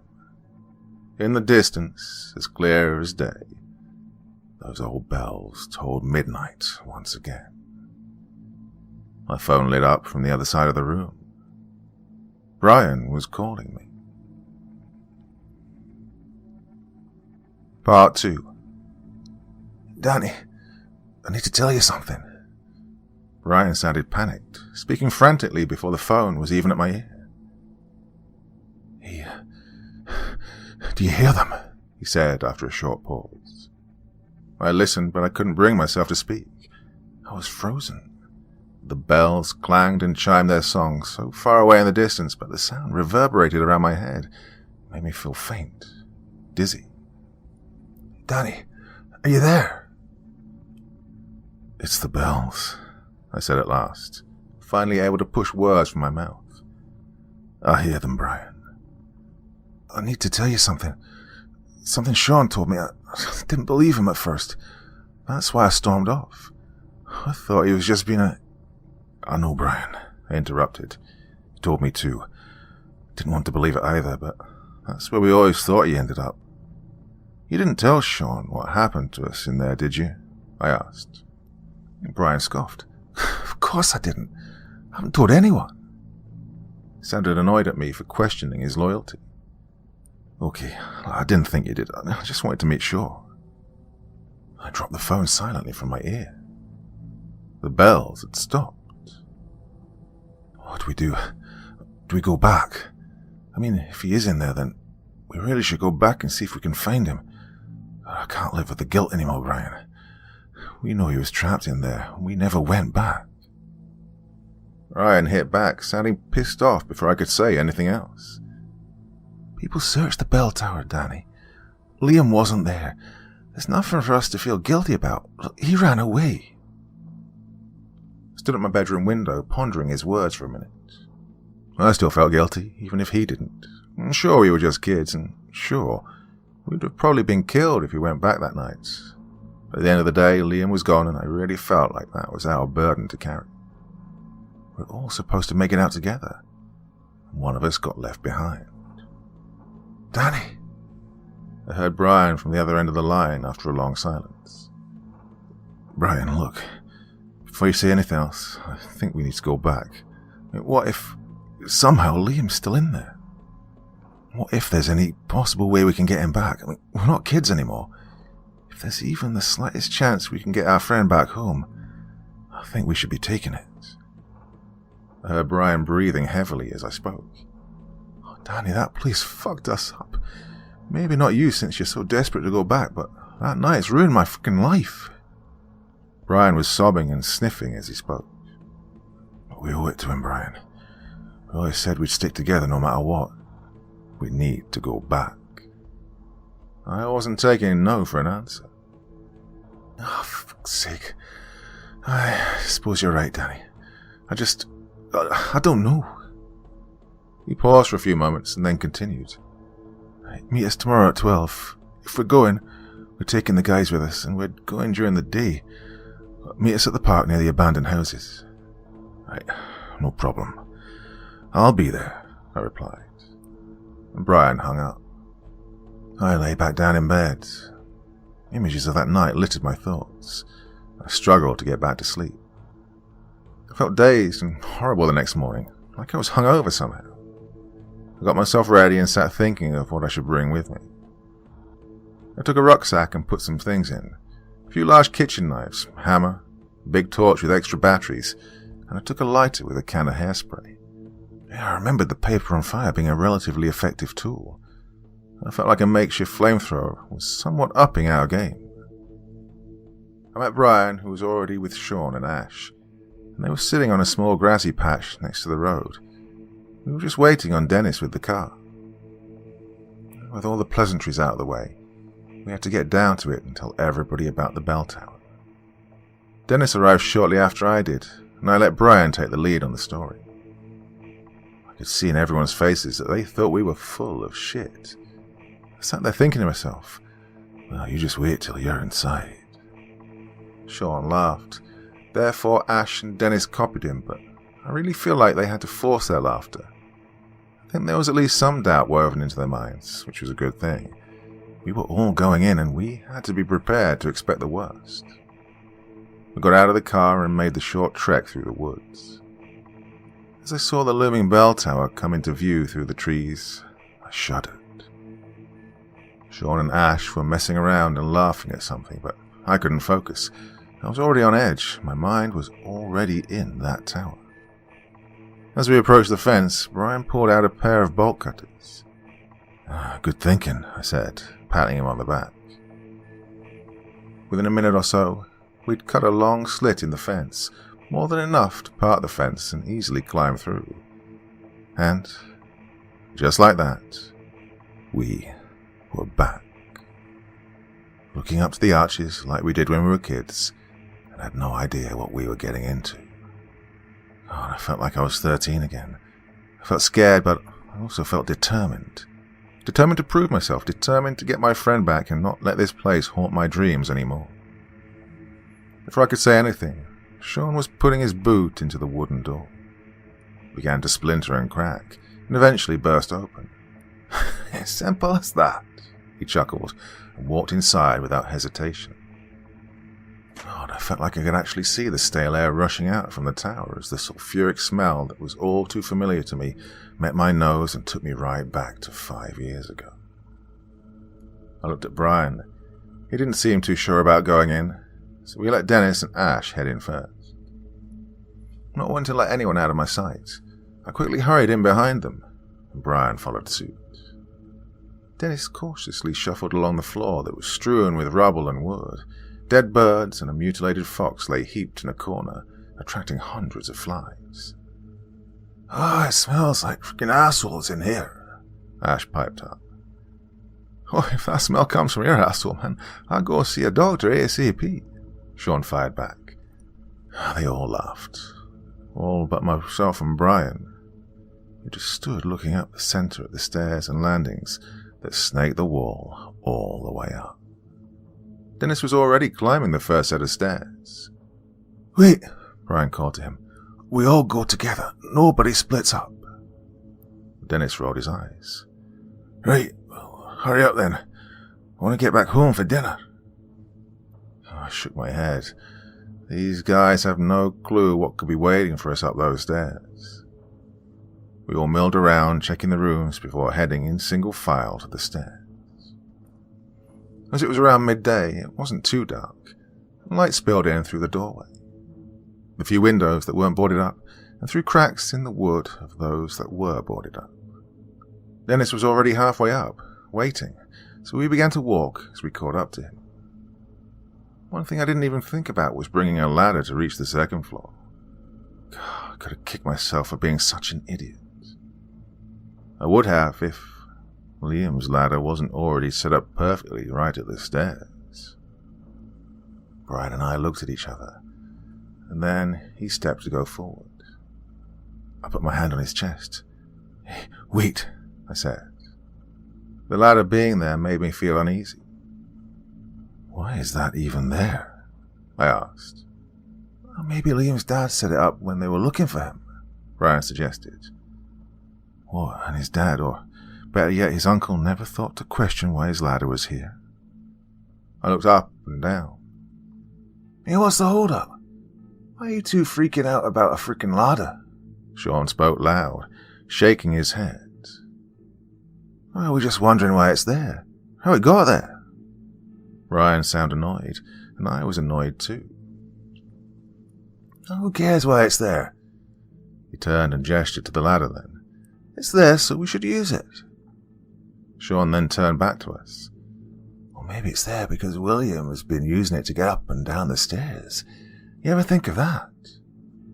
"Hey, it's Liam, you fucking..." I attempted to chastise Sean, but he'd already turned and started climbing the ladder. I looked at Brian and shook my head. "God, we never should have brought him," I said as I walked away. Sean had reached the top of the ladder and started climbing onto the remaining portion of the stairs. Before he was even off the ladder, Dennis had begun climbing. I stood next to Ash. "Oh, God. What's the deal with this ladder, then? I'm confused," he asked in his soft voice. "It's just another part of the story," I told him. "It was Liam's uncle's ladder, but when they searched here, they said they found nothing noteworthy. And then we get here and it's set up nicely at the stairs, waiting on us. God, just gives me a bad feeling." "I can see why," he said. He patted my back and nodded his head towards the ladder. On you go, Danny. I'll get Brian. Ash turned and went to fetch Brian, who looked upset and was standing stationary a few feet away. I stood at the bottom of the ladder, waiting for them to come over, and then, one by one, we climbed up onto the crumbling stairs. As we ascended the old stone, I could literally feel the air getting thicker. The smell of rotten damp fouled my nose. Sean and Dennis led the way. They were up front joking about stuff and laughing like little girls. Couldn't really hear what they were saying, though. Suddenly Sean blurted out, "William, are you up there? Come out, wherever you are." God, how difficult is it to remember one simple name? I was beginning to think he was calling Liam William on purpose, out of pure disrespect. "God, it's Liam," Ryan corrected him. "Ooh, sorry," Sean jested.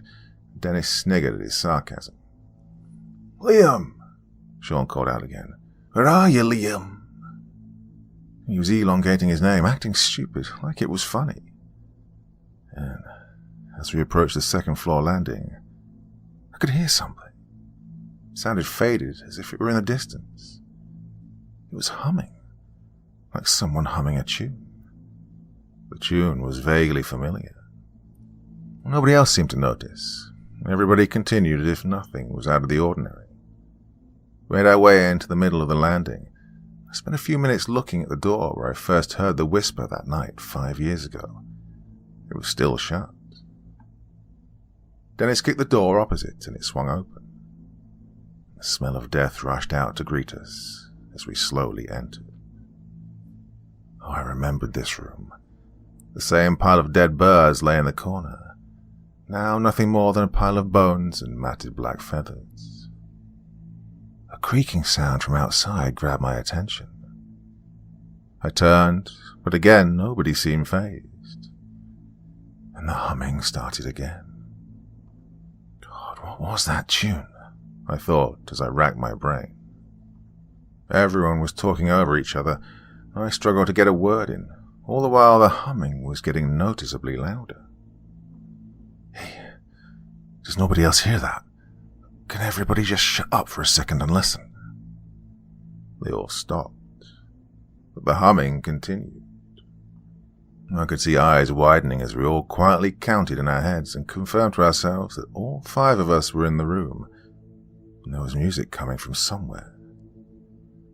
Hey, what is it? I've heard that before somewhere, Ryan said, keeping his voice low. The humming grew a little louder once more.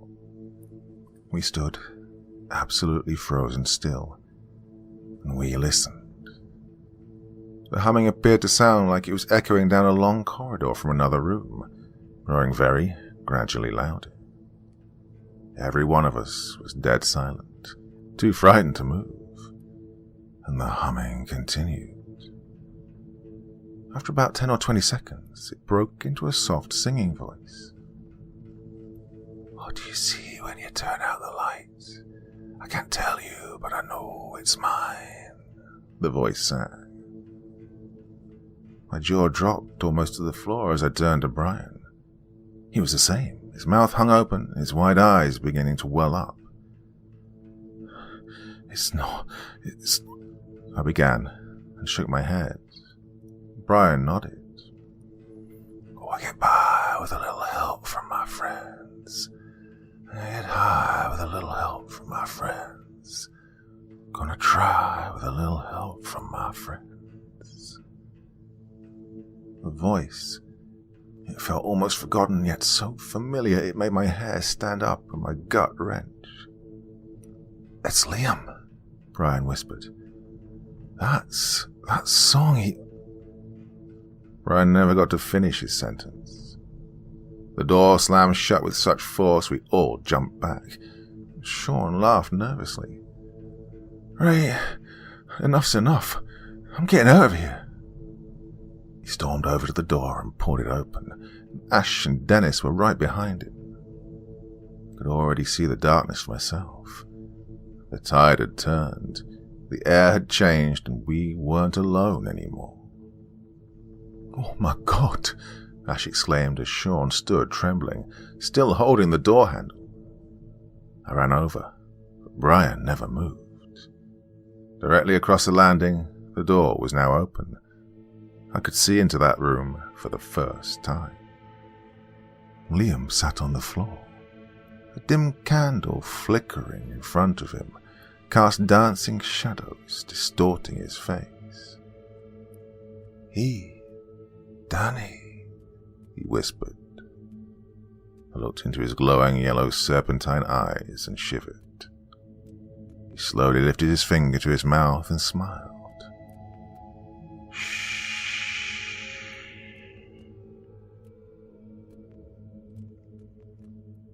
Part 3.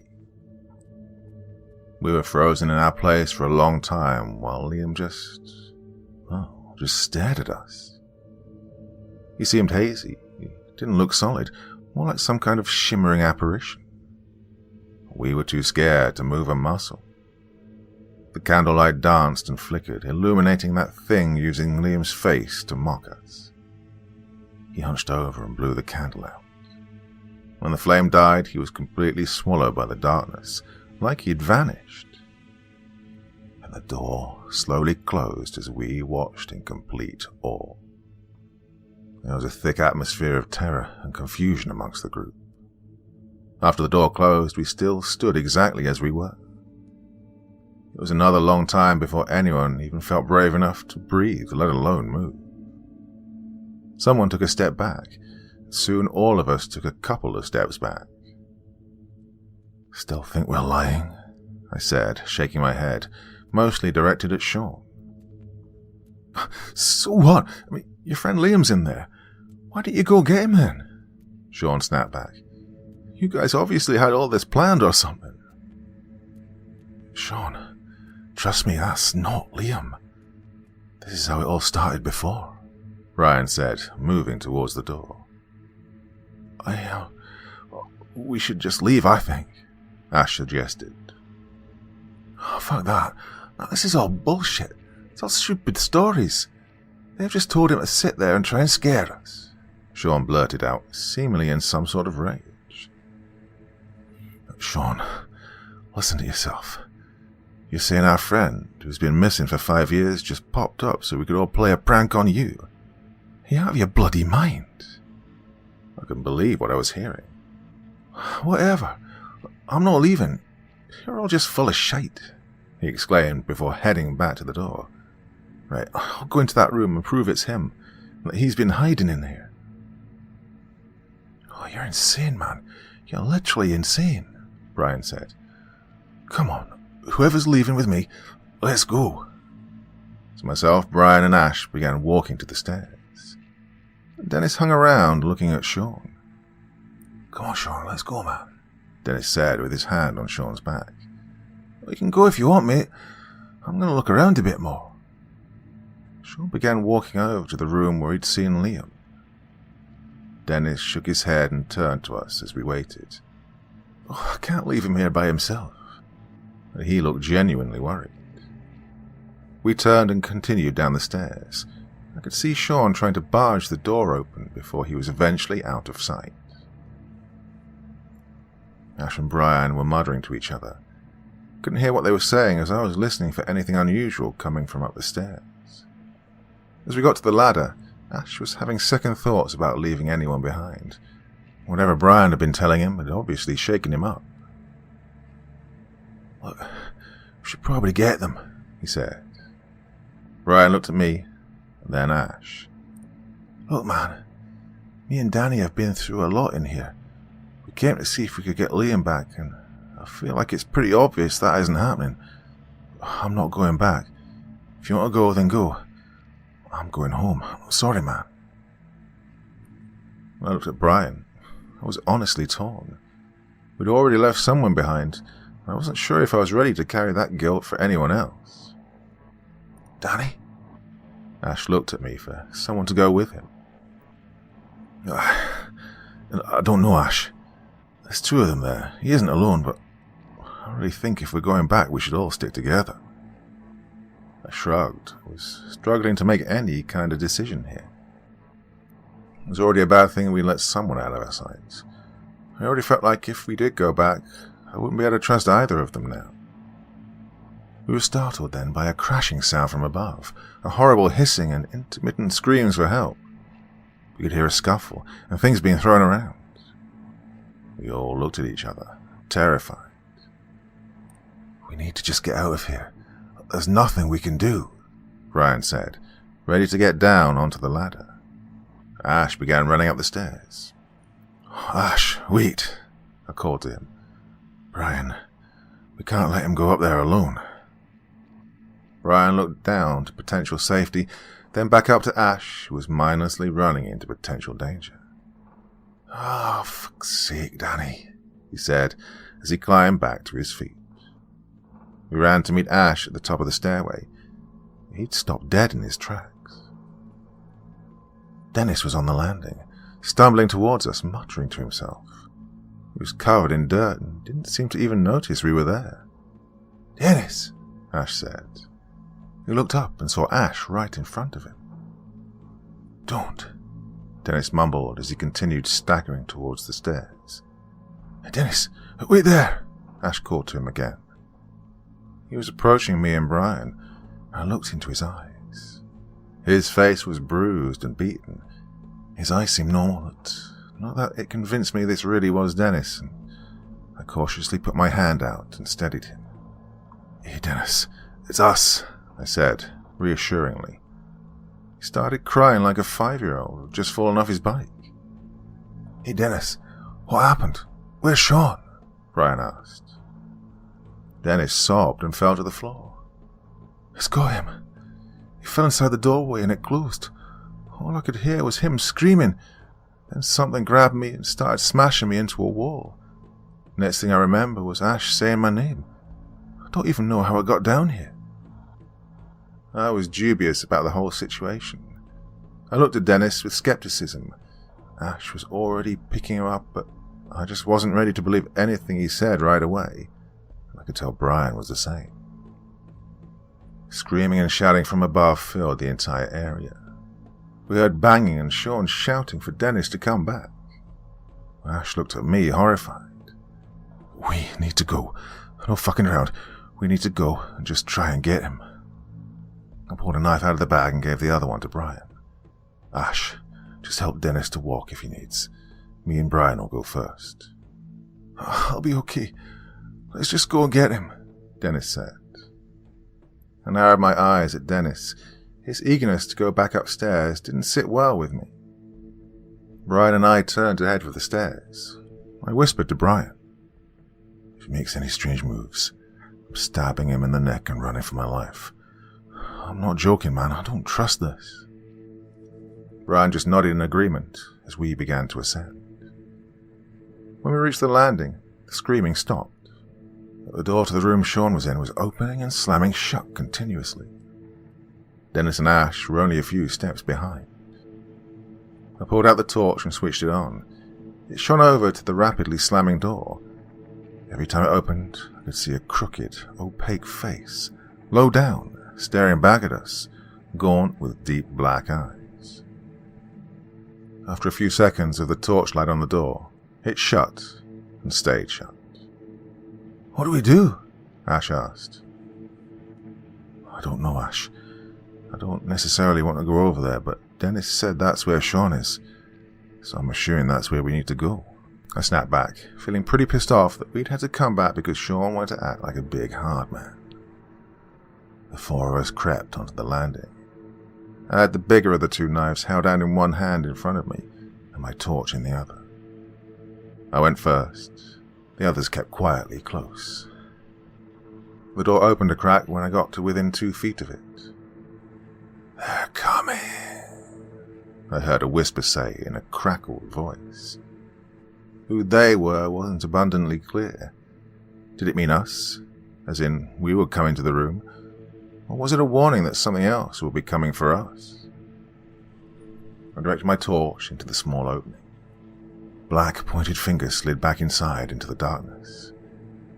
I closed my eyes. I raised my boot and kicked the door open with such force anything behind it was getting a large dose of wood to the face. The door swung open with such ease, in contrast to how impossible it seemed to open earlier, or even the last time we were here. I swung and stabbed the knife indiscriminately in and around the opening. Nobody else made a sound. When I opened my eyes, my torch lit the room, and we found nobody inside. Brian gave a light shove to my shoulder, urging me to keep going, so we carefully entered the room. I'd never seen behind this door, so everything was as new to me as it was to Ash and Dennis. There were barred windows, broken wooden beds with shackles cemented into the walls and floor near each one. The floor felt almost sticky. Some kind of tar-like substance had been intentionally spilled all around, making weird shapes on the ground. The stone-circled fire pit sat in the center, and there were crude drawings and symbols lining the walls. And the smell was unbearable. I choked. I had to leave, and the others weren't far behind. "What was all that shit?" Ash asked, coughing as he spoke. "No idea, man. Let's just not go in there again, though, eh?" I said, catching my breath. Dennis seemed okay, which drew a little more suspicion on him. Well, from me and Brian, at least. I could see Brian glancing at him every now and then. I was reluctant to take my eyes off him myself. We looked up the stairs. It led to the 4th floor. I didn't want to go any further, but it looked like we had to. If anything, I didn't want to reach those bells again. Dennis and Ash had already started climbing the stairs. I looked at my knife, then I looked at Brian. We both followed, keeping a few steps behind. I almost fell down the stairs when the door to the room we were just in slammed shut. Ash whimpered. "I don't like this. I want to get out of here." "We all do, Ash. Just make sure we stick together and we'll make it," I said to him, trying to calm him down. We approached the 4th landing. To the right I saw the door to our base room. It was slightly ajar. "Hey, Brian, that's the safe room we were in last time. We should go in there." I flashed the torch over to the door. "I forgot about that," he said. "Hey, everybody, head in there," Brian commanded, pushing past Ash and Dennis. Entering that room again, it felt exactly as it did before. Safe, comforting.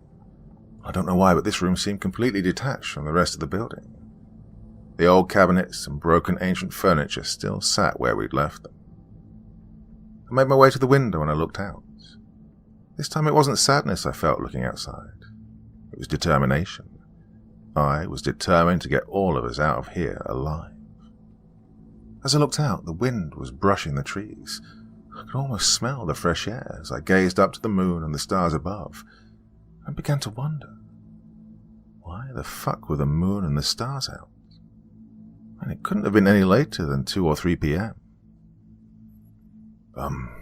Guys, I started, glaring with confusion at the darkened forest surrounding us. Well, nobody noticed.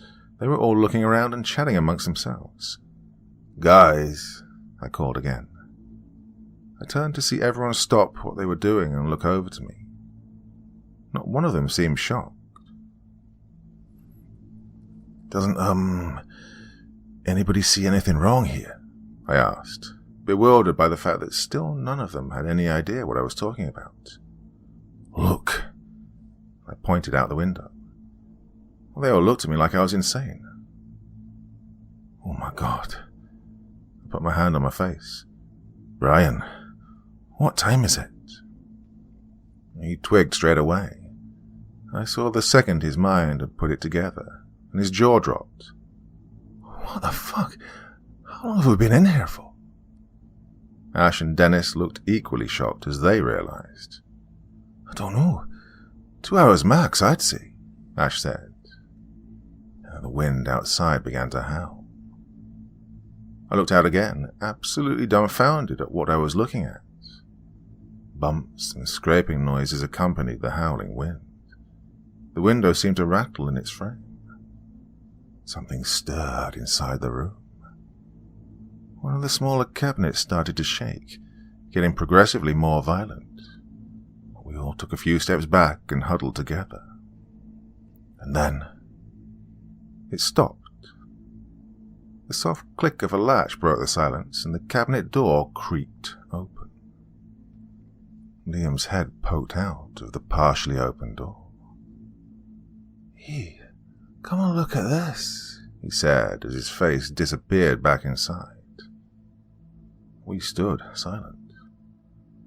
"Just head for the door," I said to everyone. We inched to the side, never taking our eyes off the cabinet in front of us. Another click of a door opening behind us. We all turned in unison. The cupboard door had opened only about an inch, but a hand began to emerge, sliding along the other door that was still closed. Long pointed fingers tapped and scraped the old wood as they danced along the cabinet door. The arm began to stretch out, quickly getting longer and longer as he made its way to the door to the landing.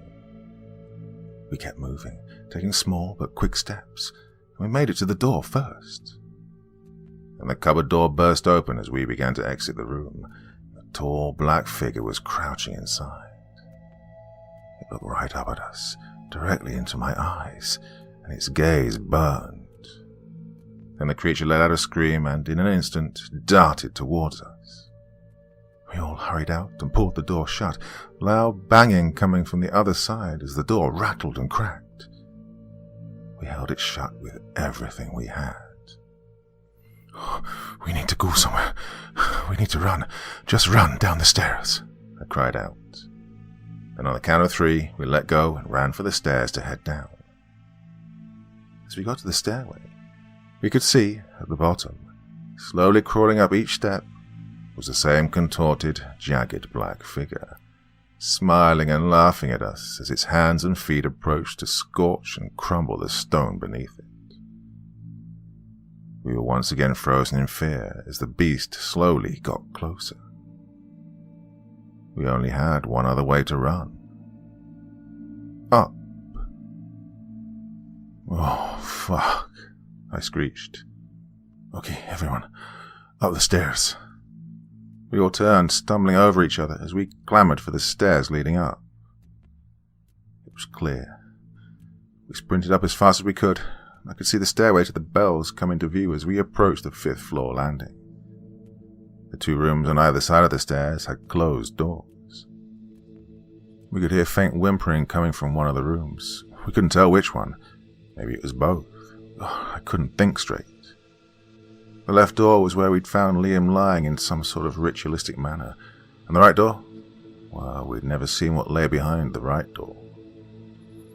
We took a minute to catch our breath. Ash and Dennis seemed to recognize the whimpering as coming from Sean, but like me, they couldn't tell where it was coming from. "We need to pick a room to try first," Brian said. "We found Liam in that room before." He continued gesturing to the left door. "Yeah, there was something in that other one. We didn't go in there," I added. Dennis looked at both doors.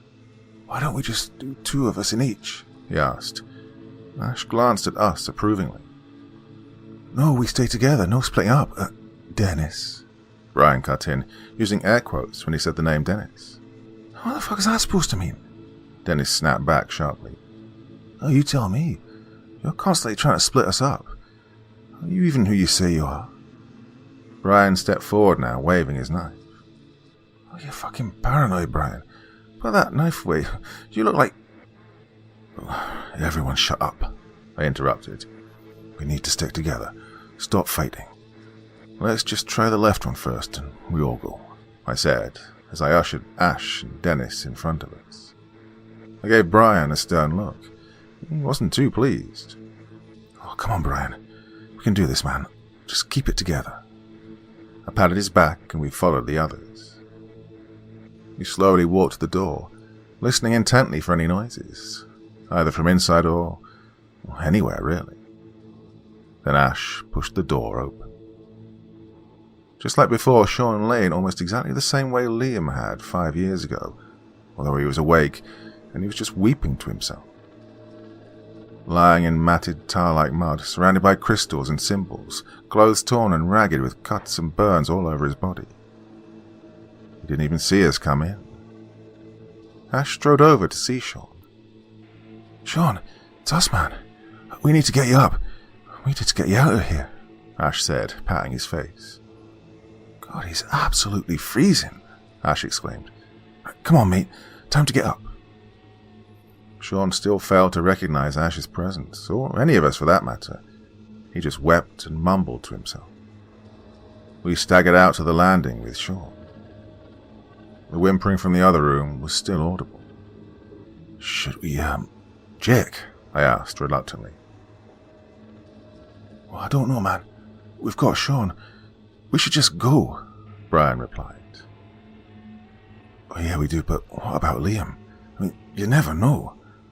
What if he could be in there?" "Danny," Brian started with a look of disapproval. "Okay, shout him then. Don't go in, just shout his name."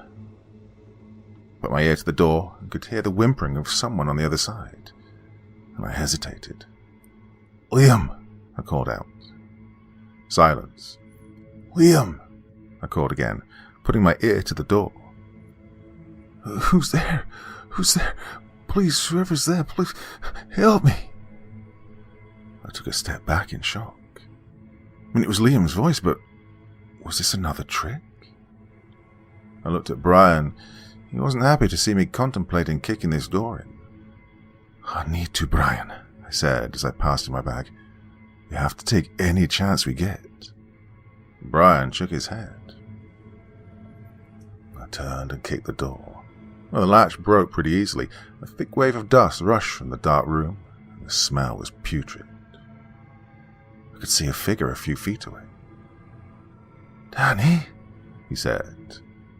He fell to his knees and began to cry. "Danny," he sobbed. He came closer to me. I was absolutely shocked at the sight of his emaciated face, his drawn-in cheeks, eyes sunken into the sockets. His head looked little more than a skull.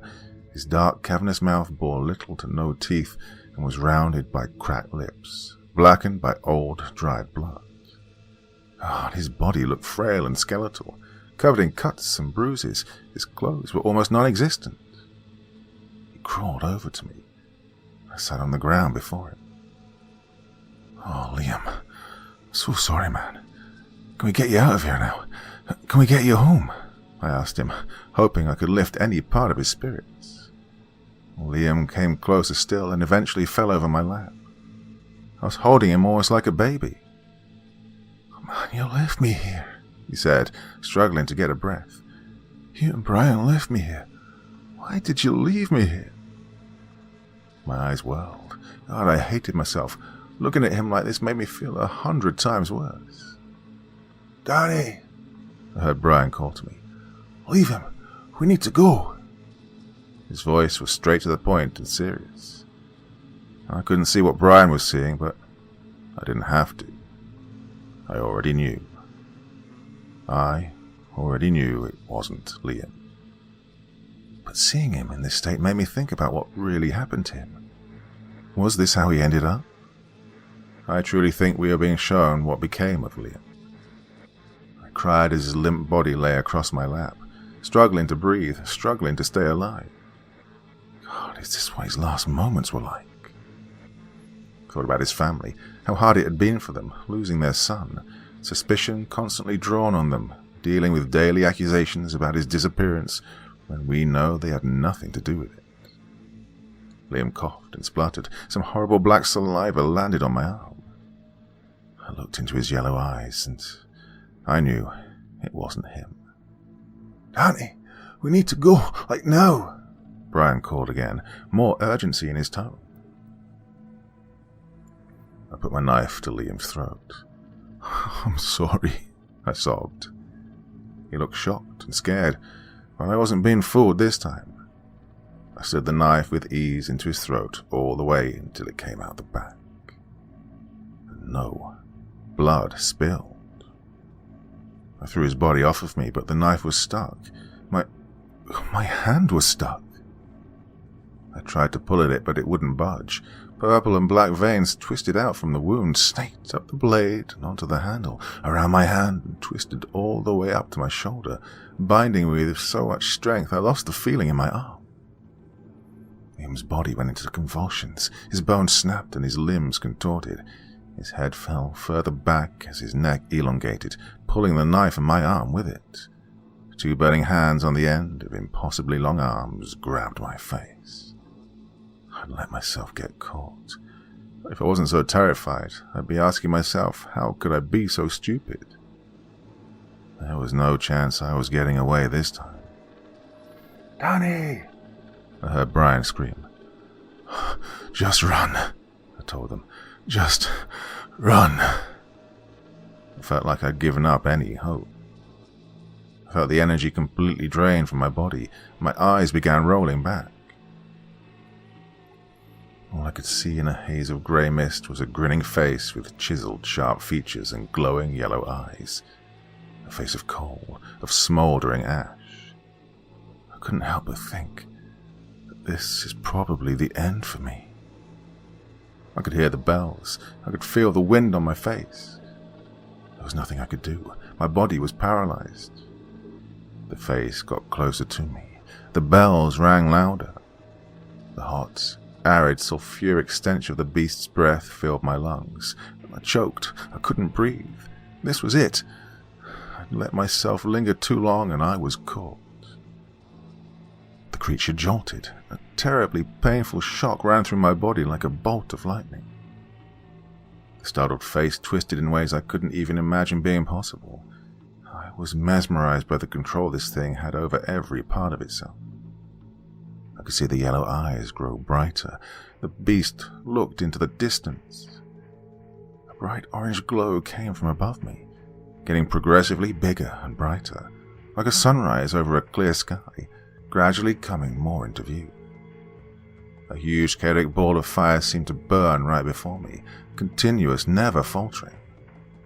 Was this some kind of message from beyond? God, what was this? The beast recoiled in fear, and what seemed like pain. I could feel my life draining from me as it latched onto my body with everything it had. Slowly, the burning on my arms and legs began to ease. My body regained mobility. I could feel again. My senses had started to process my surroundings more efficiently, and I was able to understand what was happening. The bells had stopped. The wind had stopped. The pain, the confusion, the feeling of being drained on my very soul, it had all stopped in an instant, as I was able to sit up and see Brian standing in front of me with a can of hairspray and a lighter in his hands. He looked at me. By the expression on his face, I could tell I must have been in a bit of a bad state. Brian offered his hand. I lifted my arm to take it. Pain shot through my whole body. Brian helped me up to my feet, and I noticed we were at the bells. "Oh, how did I get up here?" I asked. I had no idea how long ago I'd blacked out, or how I'd ended up at the bells. "I don't know. We got thrown from the room and the door slammed shut. All we could hear was you screaming, then everything went quiet," Brian explained. "A few minutes later, the bells were chiming, and I thought we should at least look. When I got up the stairs, you looked like you were having a seizure, and that thing was right in your face." "Oh, thanks, man. Thanks for not giving up on me," I said. Even talking was accompanied by great pain. I looked around. "Yeah, where's everyone else?" "Oh, they're downstairs. They didn't want to go any higher," Brian replied, sounding disappointed. "William's not coming back, is he?" My head hung in shame as I spoke. "I don't think so, Danny. But we just need to make sure we all get out of here now. We tried our best. Now we need to stay alive." Brian put his arm around me to help me walk. Although I felt okay to walk myself, I was still grateful for the hand. I could see Dennis, Ash, and Sean at the bottom of the stairs, staring up with horrified looks on their faces. "You okay?" Ash called up. "I'll be fine," I answered, taking my time on the steps. We got to the 5th landing, and we were all reunited. "Let's get out of here before any other shit happens," Sean exclaimed. If only that was his thinking earlier. We began our descent. 4th floor, 3rd floor, 2nd floor. We started on the steps to take the ladder to the 1st floor. Psst. My ears pricked up. I looked around. Psst. I looked up. Something was falling slowly, dancing and swooshing in the air as it fell. Not like a small square piece of paper. It landed right at my feet. It was a Polaroid. With trembling hands, I picked it up and flipped it round. Oh, the look of fear was clearly evident on my face as everybody looked worried. "What is it?" Dennis asked. I narrowed my eyes and looked at him with suspicion. I turned the photo to show the others. It was a Polaroid of Dennis, like he'd taken a selfie. His black toothy grin and yellow serpentine eyes sent a shiver down my spine as in the background I could see Sean, Ash and Brian watching me kicking a door. The door on the 5th floor where Liam was. Brian immediately held his knife to Dennis's neck. Part 5. Brian pressed the blade into Dennis's neck almost to the point of breaking the skin. "What the fuck are you doing? That's not real. That's not me," Dennis stuttered as he panicked. I could see him visibly shaking. Ash and Sean took a few steps back up the stairs towards me. Brian grabbed Dennis by the collar and threw him to the ground, knife still pressed to his neck. "I knew it," he said. "I knew there was something weird about the way you were acting." "Brian, I swear, I never took that picture, I swear." "Shut up. Where's Dennis? What's happened to him?" There was pure aggression in Brian's voice. "I'm Dennis. I never took that photo. You need to believe me, it wasn't me." Dennis did sound like he was genuinely panicking, but we'd all heard that before. "What does this mean?" Ash asked sheepishly, looking terrified. "It means Dennis has been taken. Whatever that thing is that had me up the stairs, it has Dennis too. This isn't the real Dennis, and we need to get as far away from it as quickly as possible." I took another step back. I was now back on the 2nd floor, looking down. Brian was still on the last couple of steps, holding Dennis with the knife to his throat. He was in a huge fit of rage I'd never seen from him before, as he screamed in Dennis's face. "Fucking leave us alone. Let us leave. Just let us leave and we'll never come back." Dennis pleaded with him. "Please, Brian, you need to listen to me. I'm me. I never took a photo. Why the fuck would I even use to take a photo?" "He has a point, to be fair," Ash piped up. "Where would you have gotten a Polaroid camera from?" "What he used to take the photo was irrelevant.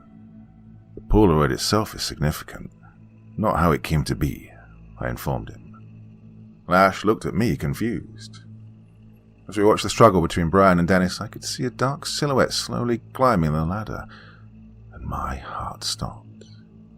Messy, wild, colourful hair, and a pure chalk-white face, 2 tiny eyes glowing like lasers trained on us, the dripping red paint around the mouth, jagged, stained teeth forming a menacing grin. I could see the familiar baggy black and white checkered suit stained red with blood. "Welcome to hell, children." The shrill voice made my bones itch. I could see Brian partially release Dennis as he watched this clown still climbing the ladder, making its way up. Dennis slid from under Brian's grasp and backed away. Ash and Sean stepped back some more. Sean tripped and fell, but never took his eyes off the advancing clown. "What is that? What's going on?" Sean stammered, sliding back, kicking rubble as his feet slid on the ground. The clown moved in a jerking fashion. Its gaze alternated between us all, and then met my eyes.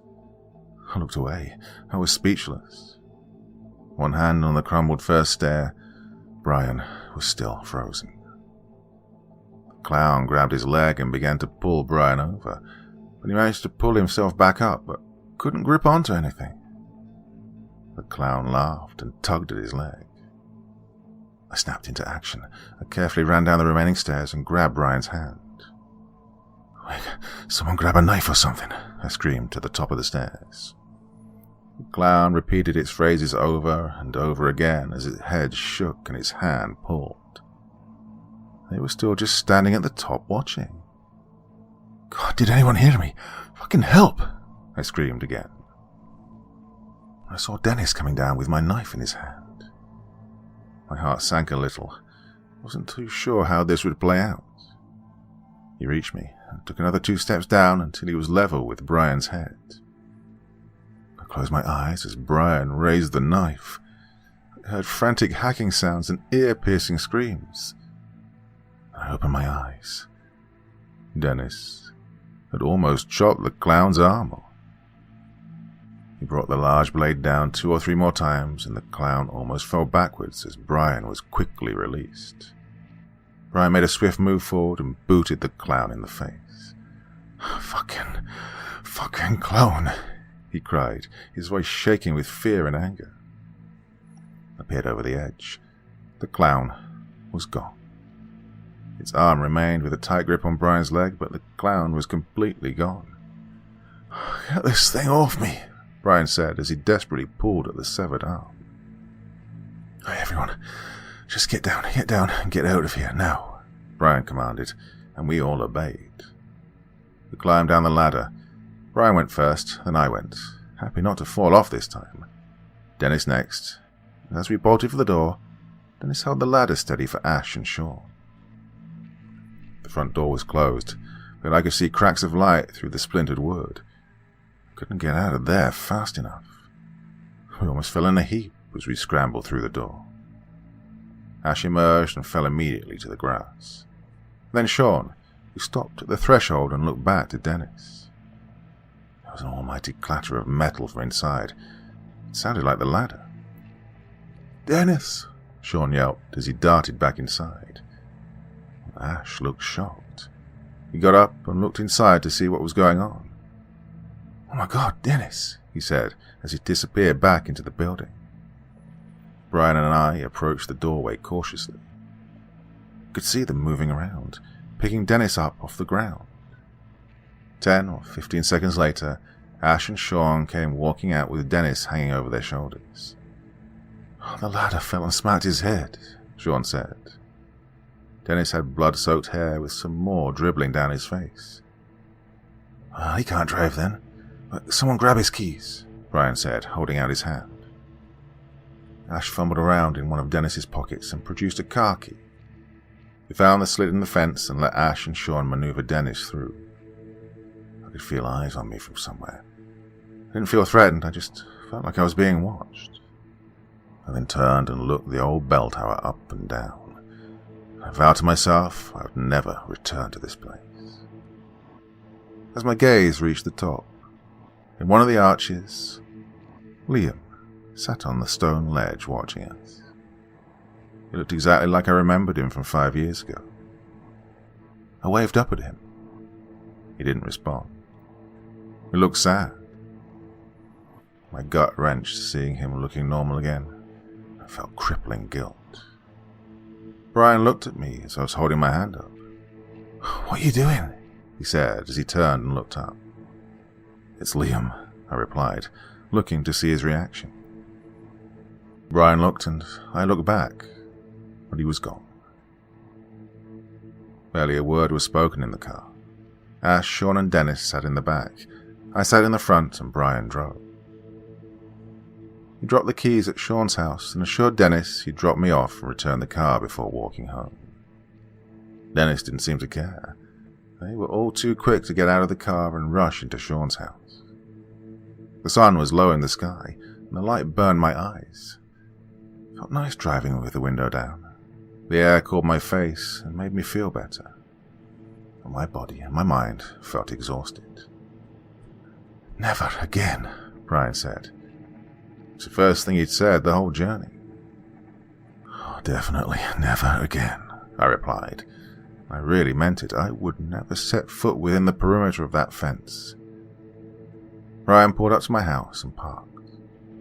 He looked at me. He wanted to say something but couldn't. I could see sadness in his eyes. "William's never coming back. We need to accept that and move on," he said eventually. "I know. I just hate carrying that guilt with me everywhere, every day."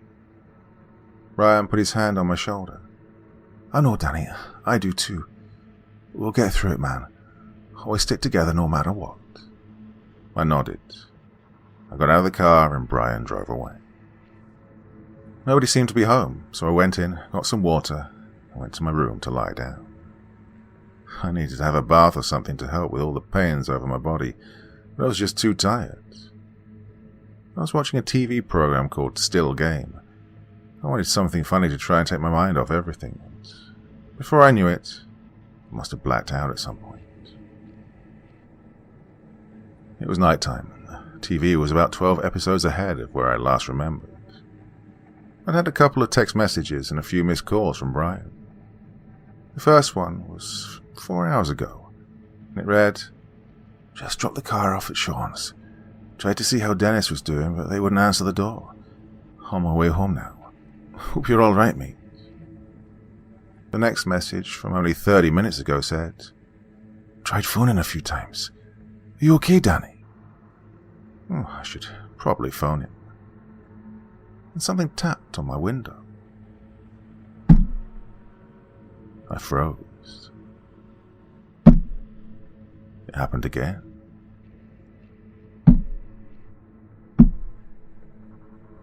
I was scared stiff. Then my phone buzzed. Another text from Brian. It's probably him trying to get my attention at the window. I picked up my phone and walked over, feeling a little more relaxed. Brian wasn't there. Illuminated by the dim streetlight, 3 figures stood in the road, staring up at my window. I could just make out who it was. Ash, Dennis, and Sean. Their slightly distorted faces all stared right at me, beckoning me down.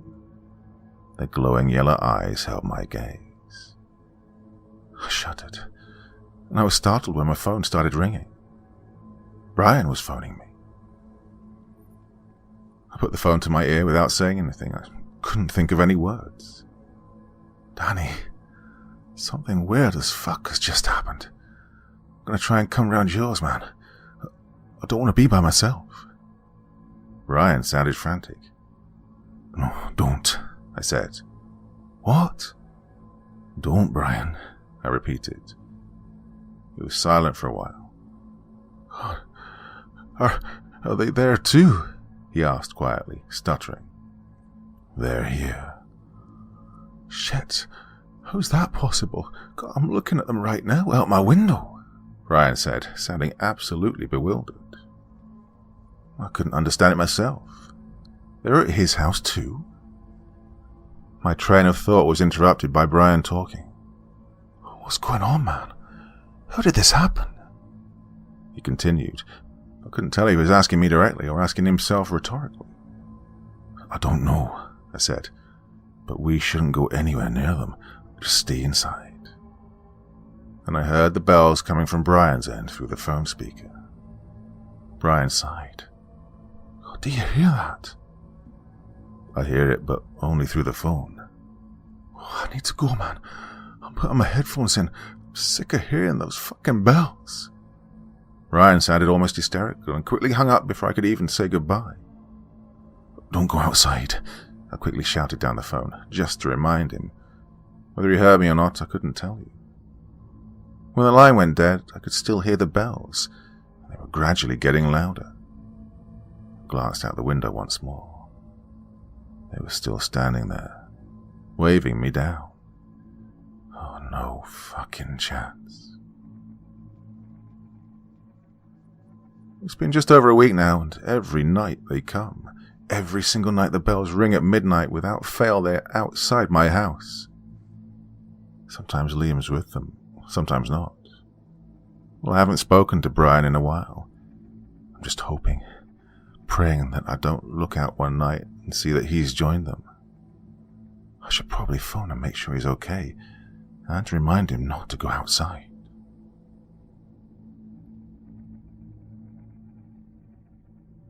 In 2017, me and a couple of friends went to an old bell tower looking for an adventure. I could never have imagined what horror lay in wait for us. We barely made it out alive, and one of our dearest friends went missing. 5 years later, we returned to look for him. There had been recent sightings near the tower. We assembled a small crew, and against our best judgment, we went back. What happened there has scarred me physically and mentally for life. Whatever we've disturbed from the old bell tower near my house has started to affect my town. By Reggae Junkie Gee. Part 1. Well, we managed to escape again, only just. But then people started going missing around town. Everybody's keeping it all hushed up.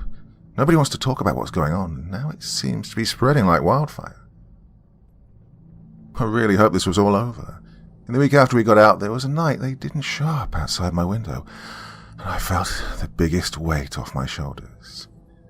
But now things seem to be getting worse.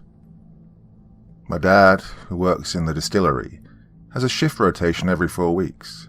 Day shift 7 a.m. to 3 p.m., twilight shift 2:30 to 10:30 p.m., and then night shift 10 p.m. to 7:30 a.m. After Ash, Dennis, and Sean started showing up at my window, I had to tell him about it. His twilight shift started the next day, on the Monday. I begged him to believe me, but he assumed I was just talking about suspicious people hanging around after dark, and that's what he told the police. I can't say I blame him for not believing me, but it still annoyed me. My dad's work is a little over an hour away, so he sometimes gets home on a good night at 11:30. Sometimes it can be midnight before he gets in. I told him how they always show up at midnight, when the bells ring. Well, he just nodded along, only half listening. God, I'm freaking 19, not 9. I'm not lying. But he just thought I was trying to play some kind of joke. That night I heard the bells and I ran to get him. He was still awake, getting his sleeping pattern in check for the awkward shift times. We went to the window, and sure enough, I could have almost predicted what would happen. They never showed up. The bells clanging away, loud as hell, but they were nowhere to be seen. You can at least hear the bells, I asked, feeling annoyed that I now looked insane. Yeah. He pointed his ear to the window. Oh yeah, I hear them. Oh, that's weird, he said, and side-glanced at me before turning away. Well, I knew he couldn't hear them. Dad, you can't hear that. Oh, it's loud as fuck. I pressed him, feeling deflated. Danny, get to bed, son. I'll see you in the morning. He left my room, closing the door behind him. I tried phoning Brian again for probably the 800th time, with no answer. However, on Monday, before my dad left work, I was finally able to get hold of him. Brian, where the hell have you been? I've been in my bedroom with the blinds closed. I haven't left for over a week. I didn't hear the bells last night. Did you? He asked, and his voice sounded weak. He sounded like his whole body was deteriorating. Yeah, I heard them, but they never came to the window. I tried to get my dad to look, but they didn't show up. Well, he couldn't hear the bells either. I think I'm about one step away from being bundled into a white van and spending the next couple of years in a straitjacket.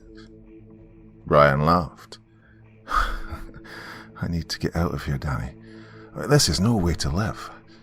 If I have to look at another pot noodle, I think I'm going to have a mental breakdown. I've been shitting through the eye of a needle, man. I couldn't help but laugh. Well, the situation was far from funny. All right, Brian, come here tonight. We can get something to eat, and you won't be by yourself. My dad starts the twilight shift soon, so it'd be good to have you here. Aye, that sounds good. I'll get ready and I'll be over about 5. Aye, no worries, mate. I'll see you soon. The sound of my dad getting ready to leave for work caught my attention, so I went downstairs to see him. Dad, I know you don't believe me, but just try and get home as early as you can tonight. I'll always try and get home early, Danny, he said with a smirk on his face. But, you know what I mean, even earlier. I just do it. Right, okay, whatever. Look, I'll be home as soon as I can. He turned to grab his work bag and keys, kissed my mum and patted my back on the way out. When the door closed, I don't know what it was, but a horrible feeling took over me. Please don't let this be the last time I see him, I thought to myself. I went back to my room, really just waiting around for Brian now. My mum kept coming in to check on me. Well, they obviously both think I've lost my mind.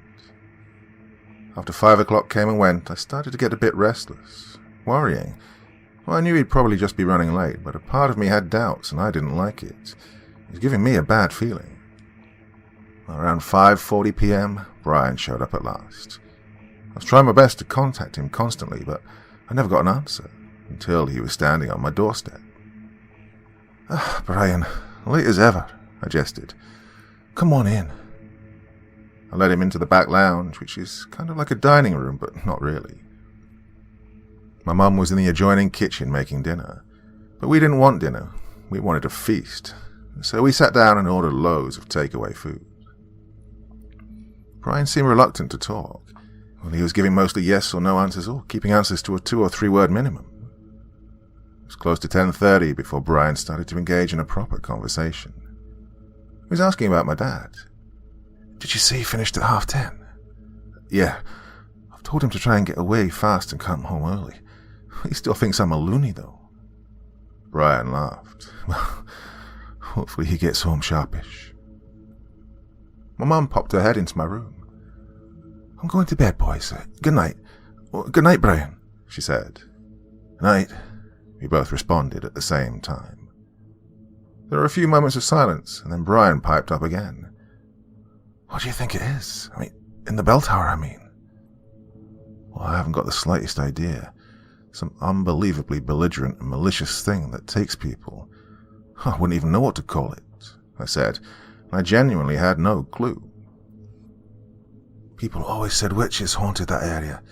Maybe it's them, or maybe they summoned something or some things that got out of control. I don't know. I'm just wondering.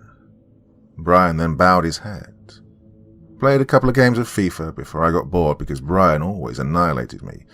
It felt like we were waiting forever before I noticed the clock was finally nearing 11:30. I waited anxiously by the window, looking for my dad's car. 11:30 came and went. Nothing. 11:40. Still nothing. As the clock approached 11:50, I started to panic. Only a matter of time before the bells chime and they show up outside. God, I was pacing back and forth. Hurry up, Dad, I spoke to myself as Brian sat nervously watching me. A flash of headlights outside caught me off guard. I shot over to the window. It was the police, driving up and down the street. I looked up at the clock again. 11:55 p.m. My heart sank. Then a loud clicking of the deadbolt being unlatched and the front door opening startled me. I ran to the top of the stairs and looked down. My dad was stumbling through the doorway, looking disheveled. Oh, Dad, you're finally home, and I smiled.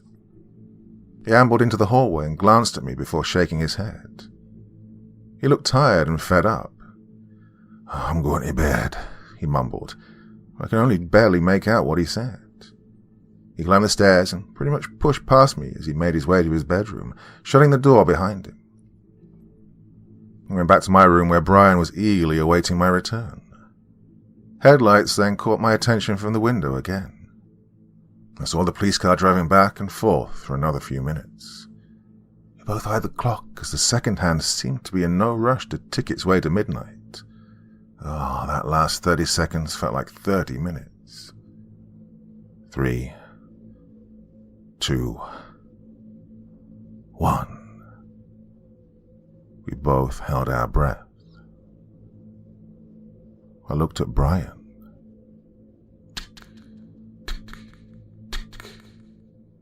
The sound of the clock was all we could hear. I looked back up. 12:01 a.m. The bells didn't ring. I darted to the window and looked outside. The police car was parked about 2 houses over. There was absolutely nothing else to see. I smiled and turned to Brian. There's nothing there, I said. I exhaled and my mind felt pure relief. Brian didn't want to believe anything too soon, but I could see the tension in his body begin to wane. I looked out again, and the police car was gone. Maybe it worked then. Maybe nothing happened because other people would find out or other people would see. I don't care. Don't care. I would finally be able to sleep worry-free, even if just for one night. Brian began to ease up some more. "Oh, maybe it's over," he said, seeming unsure of his own words. Maybe," I responded, gazing out of the window. Game of FIFA?" Brian's mood seemed to have shifted in an instant. "Honestly, man, I just want to go to sleep," I replied, and Brian laughed. "Shite bag." I smiled and looked out of the window one last time. It was 10 past midnight and still nothing. I couldn't have been happier in that moment. I set Brian up on the floor with some blankets and cushions and then switched the light off. Just before I got into bed, "Danny," Brian whispered. "What's up?" "Sorry, man, but would it be alright if we left the light on?" Oh, and I felt so bad for him. "Just any light. I can't handle total darkness. I'm sorry, man." Well, he sounded upset. "Don't be sorry, mate. It's fine. I'll put the TV on, and I'll put my computer on," I said as I plugged my TV into the wall. "Thanks." "Yeah, no problem." I turned my PC on, fired up the monitor, then got into bed. I put a random channel on. They were showing A Nightmare on Elm Street. I saw Brian turn away from the TV. I switched it over to Comedy Central. 2 episodes of The Ricky Gervais Show and then 2 of South Park were shown in the guide. Perfect. I lay back and tried to turn my brain off, but my mind was still racing, as it always was, and I'd had trouble sleeping ever since the first day in the bell tower. It was barely past 1 a.m. when the hall light went on. The slit of light at the bottom of my door caught my attention. Dad must be going for a piss, I thought to myself. My vision was a little blurry because I was about 5 seconds away from dozing off, but I could make out the shadows of feet walking down the hall towards the toilet. I closed my eyes. Footsteps coming back along the hall seemed to wake me, or was I even asleep there? Back again towards the toilet. I heard mumbling, quiet and then incoherent mumbling again. Back past my room again. And again. And then they stopped. They stopped right at my door. I looked at Brian to see if he'd noticed what was happening. All I could see were his wide eyes staring at the 2 shadows at the bottom of my door. He'd pulled the blanket up, almost completely covering his face. After a couple of very long minutes, the shadows walked away again, in the direction of the stairs. I didn't know what to think. Should I be worried? "Danny, what's going on?" Brian's muffled voice came from beneath his blanket. "I don't know. I think my dad's sleepwalking or something." "Oh, go and look." Brian jerked his thumb in the direction of the door. "Fuck off. I'm not looking," I snapped back. "So you're just going to let a random person walk around your house?" "Look, it's obviously not a random person. They came from the end of the hall. It's my mum and dad's room. There's nothing else up there." "Right. Okay." Brian didn't believe me for some reason.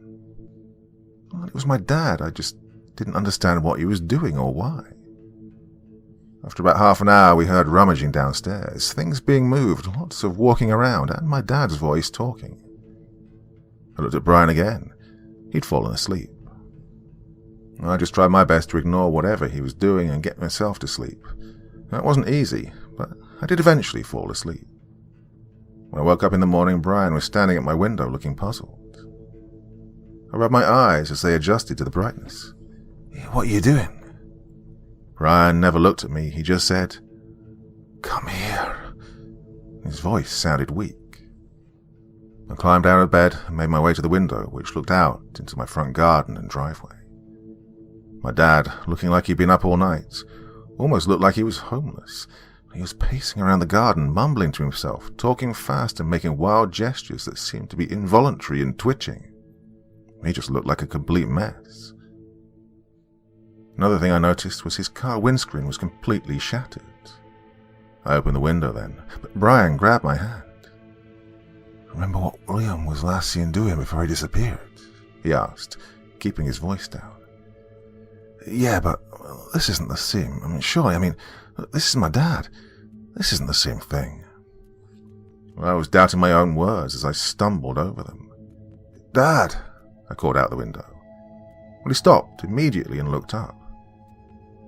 "What are you doing? I thought I was the loony," I said with a slight nervous smile.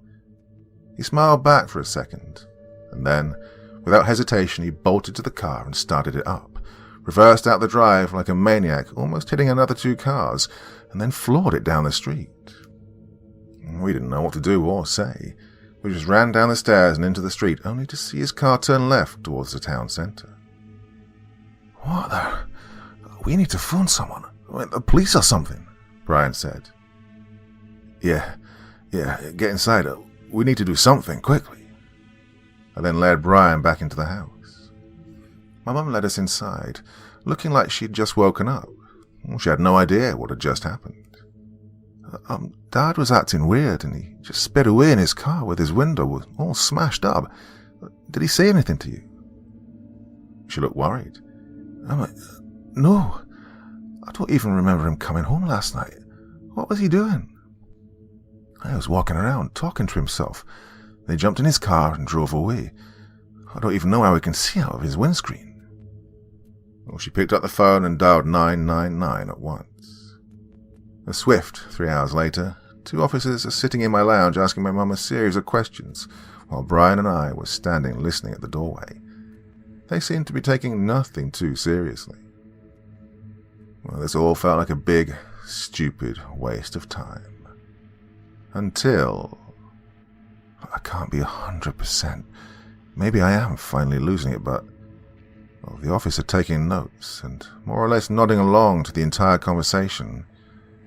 I could swear he looked at me and smiled, just for a split second. A large crooked smile that seemed to disappear almost instantly, but his glowing yellow eyes burned right into mine for what felt like an eternity. It lasted less than a second, but that look is permanently imprinted in my mind and I can't shake it off.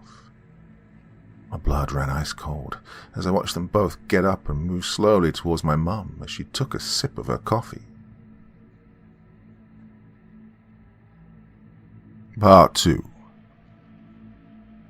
"Mum!" I yelped, holding my arm outstretched. She looked over to me, barely noticing the advancing policeman. Ryan looked shocked and confused at my outburst, like he was ready to run, but didn't know why. "Get back!" I screeched as one of the officers' glowing yellow eyes met mine. His foaming black-toothed grin gave me a feeling of being stabbed in the stomach. The room began to distort and twist. I could have sworn I was spinning. All the rest of the world was. The sun had more or less disappeared and darkness began to creep in all around me. I hunched over in pain as I watched the other officer slowly extend his hand. My mum gazed at him, seemingly in a trance-like state. I struggled to force any more words from my mouth. My mum took his hand and slowly stood up, eyes locked with the officer. "Thank you for your time, Mrs. Corcoran," he said. In a flash, I found myself on the ground, retching, feeling vulnerable and weak. I looked up. My mum was shaking hands with the policeman. "Oh, thank you so much for coming.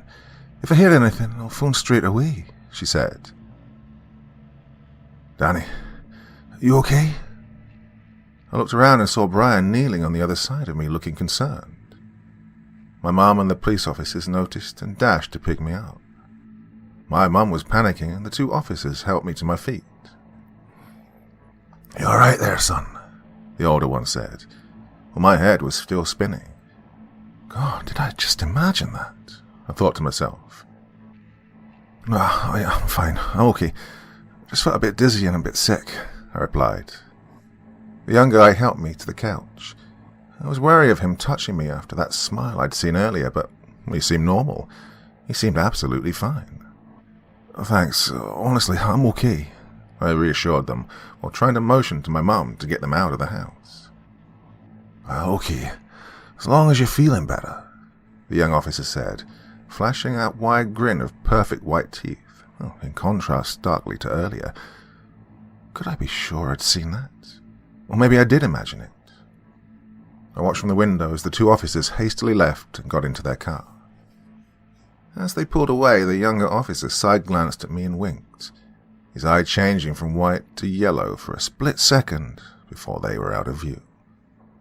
I stood with my mouth hanging open. Brian put a finger under my chin and closed my mouth for me. "What's wrong, Danny?" Brian looked worried.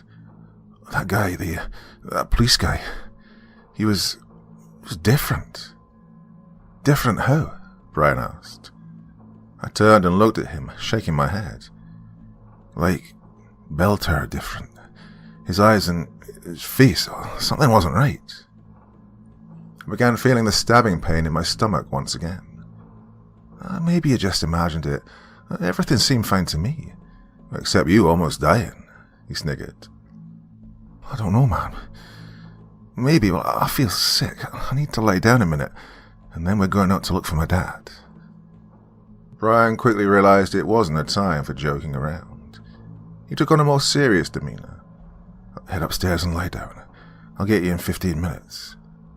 He patted my back as I walked away. Lying staring at my ceiling, I couldn't help but question my own sanity. Nothing had ever happened outside the bell tower before. Then again, Sean and the others had been showing up outside my house. Maybe whatever was in there had managed to get out somehow. I felt my eyes heavy. The bell tower plagued my mind and my senses. I felt myself beginning to doze off, and the bells rang off in the distance, and my body felt heavy. I was slipping away into sleep. I found myself standing within the perimeter of the fence. Sean was kicking the door to the bell tower. It splintered and cracked, eventually bursting open as I looked on, feeling the most unreal déjà vu. "Simple as that," he chuckled as he turned to me with his face covered in black, pulsing veins. The door, the latch, and most of the wood holding it in place completely ripped off. Sean laughed like a maniac as his eyes pulled me closer towards him. I almost fell out of my bed as Brian burst in the room. "Feeling any better?" he asked. My head throbbed as his words rattled the inside of my brain. "Oh, Danny, you look like shit," he said as he put his hand on my shoulder. "No, I'm fine." I slapped his hand away, cold sweat pouring down my face. "Well, let's just get out of here and find my dad. Look, I'm fine." Brian didn't seem convinced, however. 5 minutes later, we were roaming the streets on bikes. I had my dad's bike, and Brian had my old bike that I hadn't used for about 5 years. God, it was insanely small. It was small for me when I was 14, and he actually looked hilarious. We took turns almost at random, keeping our general direction mostly northbound, mainly because I had a bad feeling he might have ended up at the bell tower. I could feel eyes on me. I kept looking all around me. Everybody seemed to be staring at me and looking away when I'd catch them. I don't know if I was becoming paranoid or if this was really happening. I shook my head and slapped my face, focusing on the road ahead as best I could. Brian was slowing us way down, almost kneeing himself in the face with every pedal. And we cycled for hours, down countless streets. No sign of my dad or his car anywhere. We'd come to the northern part of Fort William, just before you leave the town to get to Ben Nevis. There's not much around. A few streets we tried and some wooded areas. There's a smallish retail part just before you exit the town. There's a couple of supermarkets there, so we stopped at the M&S food hall to pick up something to eat and some water to take with us. We had a few more hours until night time, so we needed some supplies. I chained the bikes together and we caught our breath before heading outside. "Oh, what a tune, man," Brian blurted out as we entered. Somebody's Watching Me by Rockwell played throughout the supermarket's PA system, a bit too loudly in my opinion. "Yeah, very apt for us," I laughed as I turned to Brian, who was grabbing a trolley. "No, we don't really need a trolley. I mean, we're not getting much." Well, Brian looked at me. "I don't care. I'm not carrying stuff." The supermarket was pretty empty, which I always prefer. God, I hate standing in queues. Before I knew it, Brian had whizzed away towards the deli aisle for some sandwiches. I headed straight for the snacks aisle, which was apparently at the other end of the shop. Well, I was walking fast, so I couldn't be dead sure, but passing the kitchenware aisle, for a split second, I could swear I saw Sean in my periphery, sliding a large blade from a knife block, staring right at me. I stopped and looked back. There was just some old guy looking at the label of a frying pan. Yes, I felt relieved, but that initial feeling of dread didn't fully go away. I found myself standing staring at the crisps, quietly singing along to the song and not being able to decide what I wanted to eat. Just as the iconic chorus sung by Michael Jackson kicked in, the lights above me flickered. I looked up. The music began to drown and fade, like I was rapidly being pulled into a tunnel. I heard something else. Humming. Someone behind me was humming with a little help from my friends by the Beatles. The hair on my neck stood up. I began feeling faint as my vision blurred. Danny, are you sure this is the right one? I froze in fear as I recognized Liam's voice. My legs began to give way. I turned to see Liam standing holding a live magpie in his hands. His face was swollen and red. It looked like multiple chunks of flesh had been ripped off. His eyes just stared me down as I slowly got lower. And out of nowhere, a large kitchen knife was plunged into the bird, all the way through and right through Liam's hand. Sean was standing laughing wildly. Well, Danny boy, is it? Liam's dead gaze never faltered. I felt a stabbing pain in my gut. I dropped to the ground, covering my eyes and screaming for help. A hand on my shoulder startled me, and I moved away down the aisle. Danny, what's wrong, man? What's going on? I opened my eyes and saw Brian standing in front of me looking worried. The music blared through the PA, and the supermarket seemed calm. Brian helped me up. Danny, tell me what's going on, man. Oh, this has happened twice today. I barged his shoulder as I shoved past him without saying a word. I just needed to get outside for some air. Brian was right behind me and grabbed me to turn me around.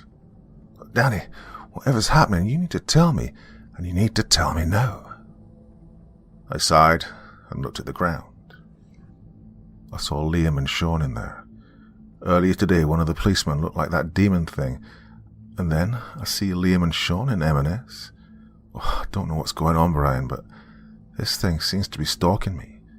People are going missing and nobody's saying anything about it. I don't know what's going on. I wish I did, but I don't. Brian just glared at me with a look of guilt on his face. I'm sorry, man. This feels like this never going to end. And it feels like it's spreading. I know what you mean, Brian said. We need to find out if there's a way we can put a stop to this for good. Find out about the history of the tower. Speak to anyone who's worked there for any reason. Maintaining the land, restoration work, or anything at all. We track them down. Anyone who's had any kind of history with the bell tower. We find out as much as we can about it. Look, you never know, Danny. We might just find out exactly what we're looking for. I nodded. Brian's little motivational speech was a valiant effort. We really do need to cling on to hope, but we also need to find my dad and make sure we avoid being taken ourselves. Look, I think I know where to start, I said proudly as I looked at Brian. Right, the bell tower fence has signs on it telling you not to go in or climb the fence. They're from a security company. There's always security companies looking after old buildings like that. I'm thinking we try them. I smiled, awaiting Brian's reaction to my brainwave. But he never smiled back. So, you mean we're going back there? He said, his voice shaking.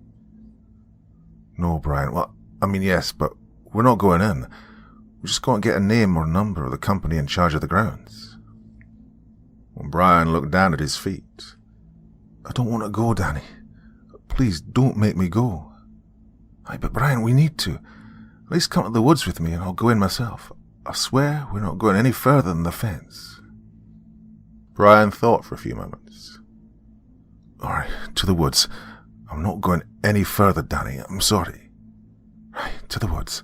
I'll be 5 minutes max. I hopped on my bike and led the way. The road was quiet and we seemed to get there in no time at all.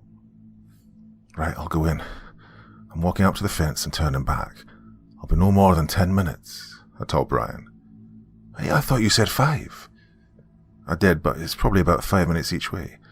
I'll run. Look, I'll be quick, I promise. Okay, he said, seemingly annoyed, but we never had time to hang around arguing. I turned and ran through the woods. The bell tower quickly came into view, but that wasn't all. My dad's car sat just off to the side. The body was badly dented and the windows were all smashed. I stopped for a moment and stared. Well, there was nobody inside. Proceeding with extreme caution, I slowly made my way over to his car and looked inside. Oh, the seats were torn to shreds. I couldn't see a path into this area where a car would be able to get through. I mean, this made absolutely no sense. Then my phone buzzed. It was Brian. Hurry up, man. Something doesn't feel right out here, he said. I'm just coming. Brian hung up without saying anything else. I opened my camera and took 2 pictures of my dad's car. And then a shrill scream came from the bell tower. I walked back around to the front of the fence and looked from top to the bottom. I saw the door gently banging off a frame as it moved freely in the wind. A large section of it was completely gone. Nothing was holding it shut. It looked exactly as it had in my dream. No lock, no latch. Or maybe that was it. I turned and bolted back through the woods, stopping myself after about 30 seconds. The security company, I said to myself. I quickly sprinted back and pulled my phone out to take a picture of the sign attached to the fence. And when I got there, Sean, Ash, and Dennis were standing in the doorway looking at me. I slowed almost to a halt. They just stared as I crept up to the fence and held out my phone to take a photo. I made sure to try and get them into the shot to show Brian when I got back. Sean waved me over. Danny boy, just come with us, man. You're only delaying the inevitable. Then they all laughed. I turned and ran back through the woods. I could see Brian waiting anxiously at the roadside, looking all around him. When I came out of the trees, Brian almost jumped out of his skin. Oh, I fucking shot myself there. Where were you? I mean, you said 10 minutes. That was like... He pulled out his phone.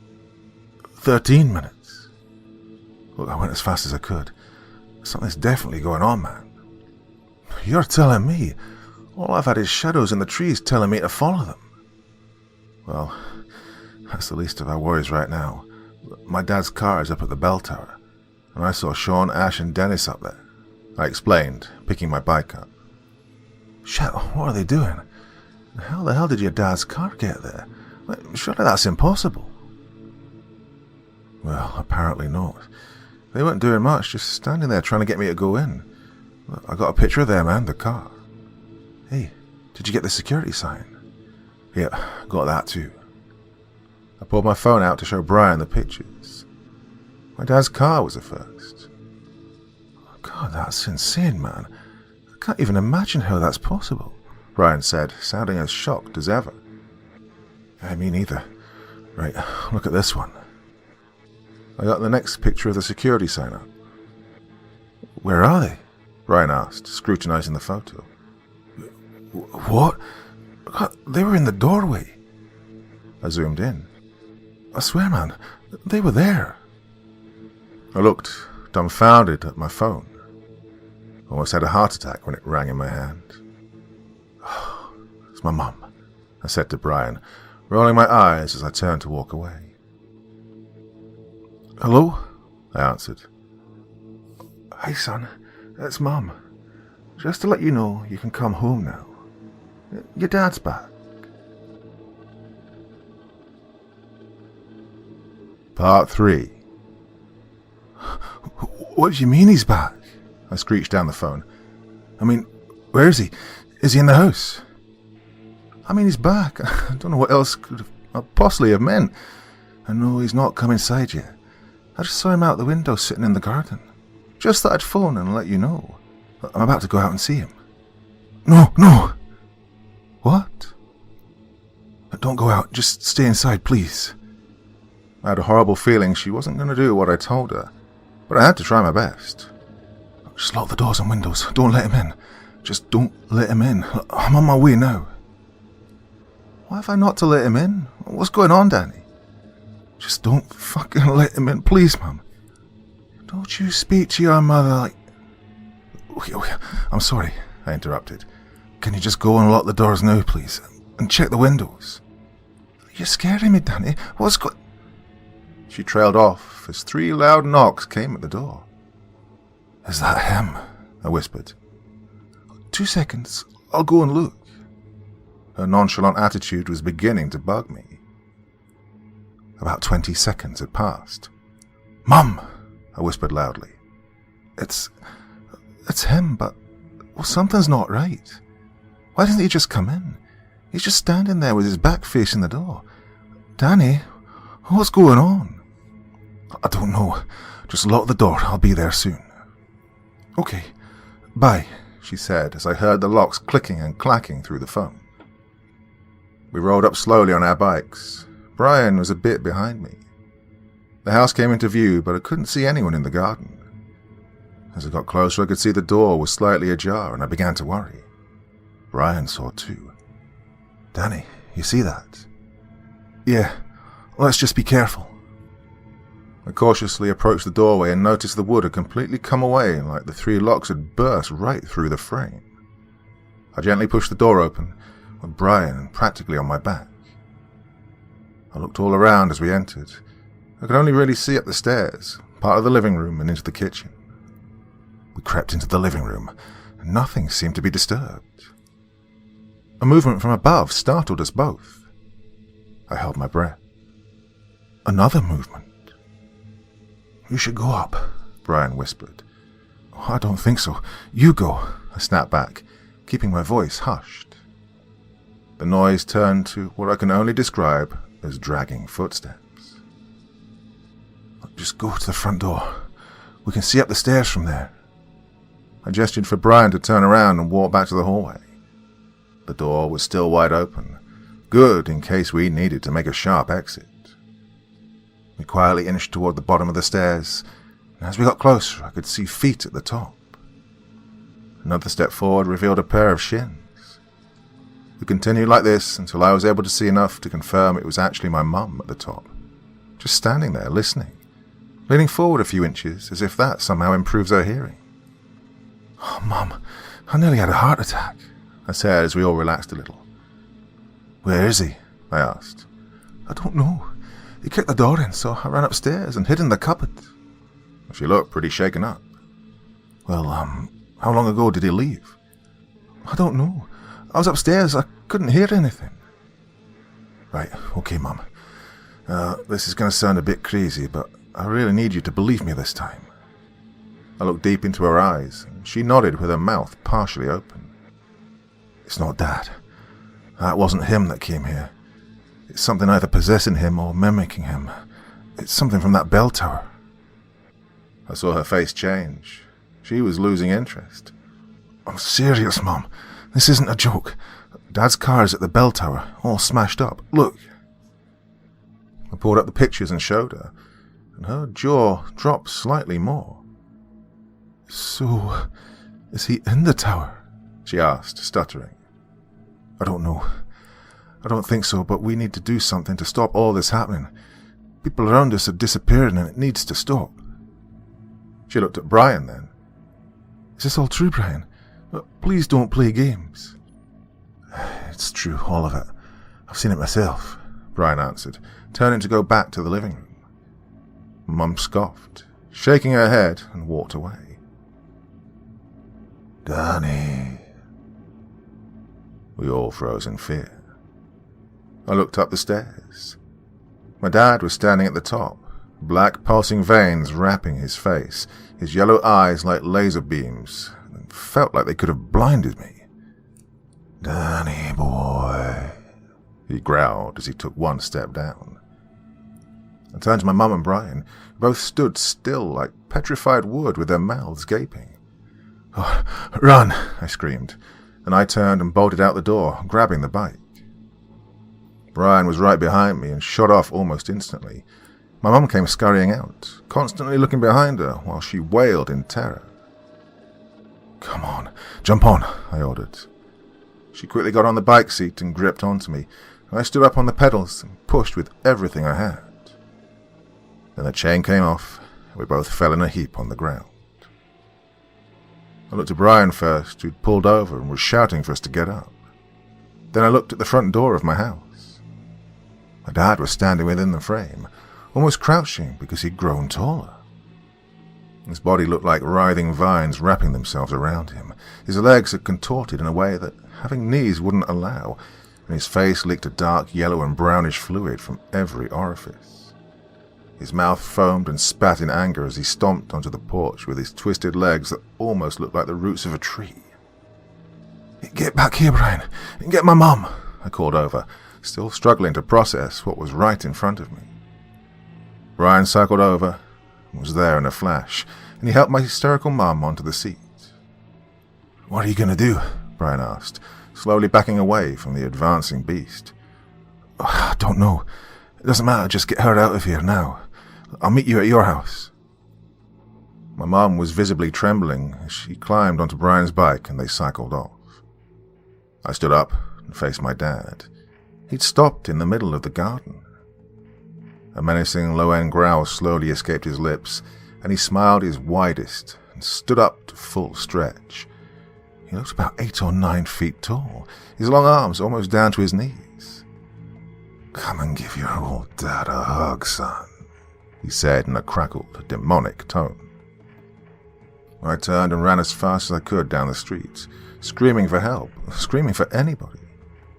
He gave chase, every one of his strides seeming to move the earth. I turned the first corner and almost got smacked by a car. I stood panting with my hands on the bonnet.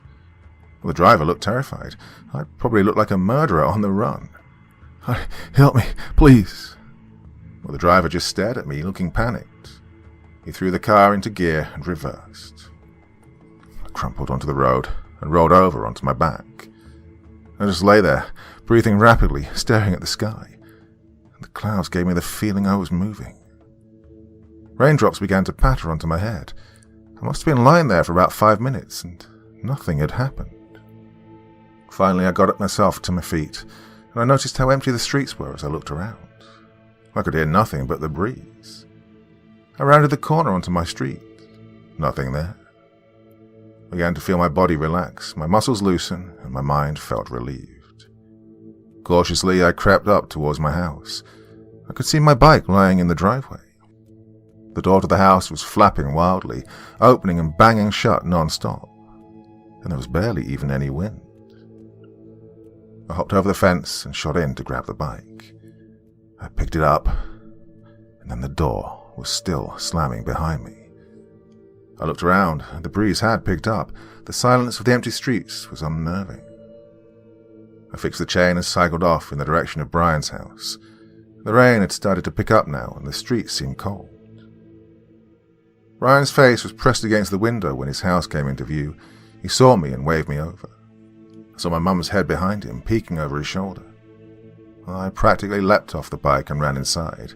Brian and my mum had cups of tea and biscuits ready. "Glad to see you two are all nice and cozy," I gestured. Brian's house was warm, and I was grateful for the heat. "The kettle's just boiled. Help yourself," Brian said. "I'm good. We need to get a hold of these security people, see what information we can drag out of them." "What are you going to ask them?" Brian asked with a mouthful of biscuits.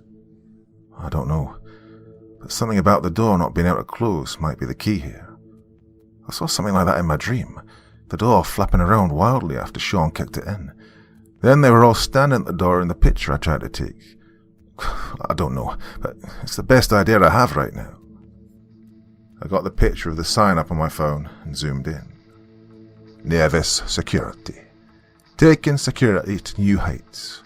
0139 7701 333. I looked confused at the sign. New Heights, I laughed, looking at Brian. I've literally never seen a single security guard or vehicle anywhere near there.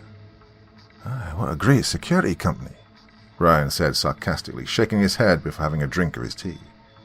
Anyway, let's phone him, I said, punching the number into my phone. What's this for? Who is it you're phoning? My mum butted in. It's a long story and we don't have time, I replied, listening to the ringing intently, waiting for someone to answer. Nevis Security? A male voice came from the receiver. Yeah, hi, my name's John. I'm wondering if you can help me out with some information about the old bell tower near Ben Nevis. What kind of information? The guy sounded stern, almost unfriendly. We were, wondering who owns the grounds, or even that building.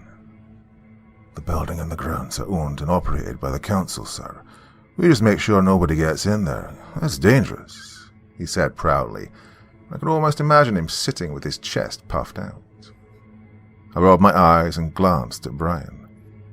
Okay, well, I saw some kids up there and it looks like they've snapped the lock and the latch off, so the door's just wide open now. There was a long pause. He came back after about 60 seconds. Hi there. Sorry for the wait. I'm just going to put you through to my manager. He'd like to have a word with you if that's okay. Okay, no problem. Hold the line, please, sir. After a few minutes of this horrible plinky-plunky music, another man answered. His voice was more alert and intimidating. Hello there, sir. I'd like to know what it is exactly you saw at the bell tower. I don't know why, but I felt very reluctant to tell this guy anything. Well, I saw 3 kids, or more like 3 teenagers. They were standing in the doorway, and a large section of the door had been broken. It was just flapping about in the wind, I explained, not knowing what to expect. Did you not recognize any of them? He asked sharply. Well, no, I didn't recognize any of them, I lied. Okay, we'll need to make a quick report, then we'll get somebody out there to secure the building. Just a few quick questions, is that alright, sir? Yes, fine, yes. Superb, he said, and I could almost hear him smiling. I walked into the kitchen to get away from the incessant slurping of tea. The security manager kept talking. Okay, so, where did the incident take place? Bell tower, okay, I've got that. So when did this happen? What date and roughly what time? I was going through my mind trying to figure out what was happening here. All I wanted was information about the building, and suddenly I'm filing some reports. It was yesterday, probably about noon. I just said the first thing that came to mind. Great. And there were 3 teenagers? Yeah, 3. Okay, and you said you didn't recognize any of them. Was there anything else to note? Anything suspicious nearby? No. You hesitated a little bit there. Are you sure? Yeah, I'm sure. What about your dad's car? I froze. I felt cold. Sorry? I asked shakily. Come on, Danny boy. Your dad's car was there all smashed up. I know it was, because it was me who fucking smashed it up. His voice began to change now. I can't believe you didn't recognize me, your old pal.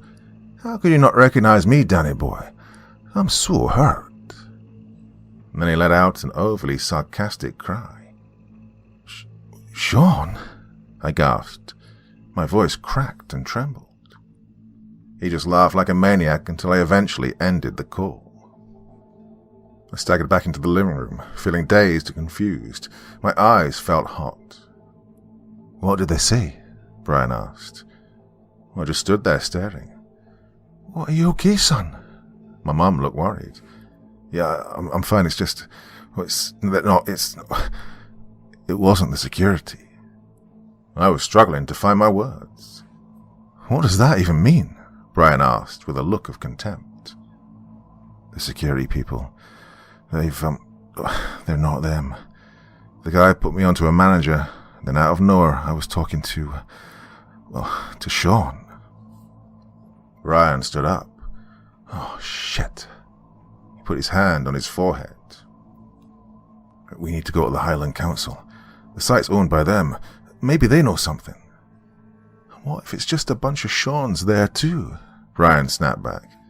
Then I don't know. I know it has something to do with that door. The door needs to be sealed.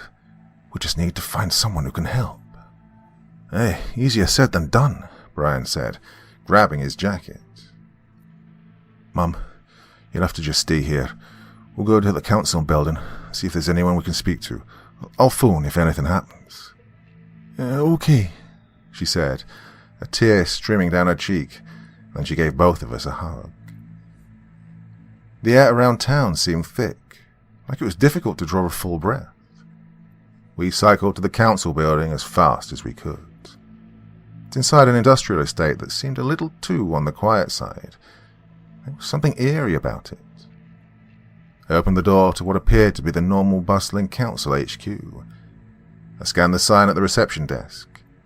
Council house repairs, pest control, housing applications and rent inquiries, register births, deaths and marriages.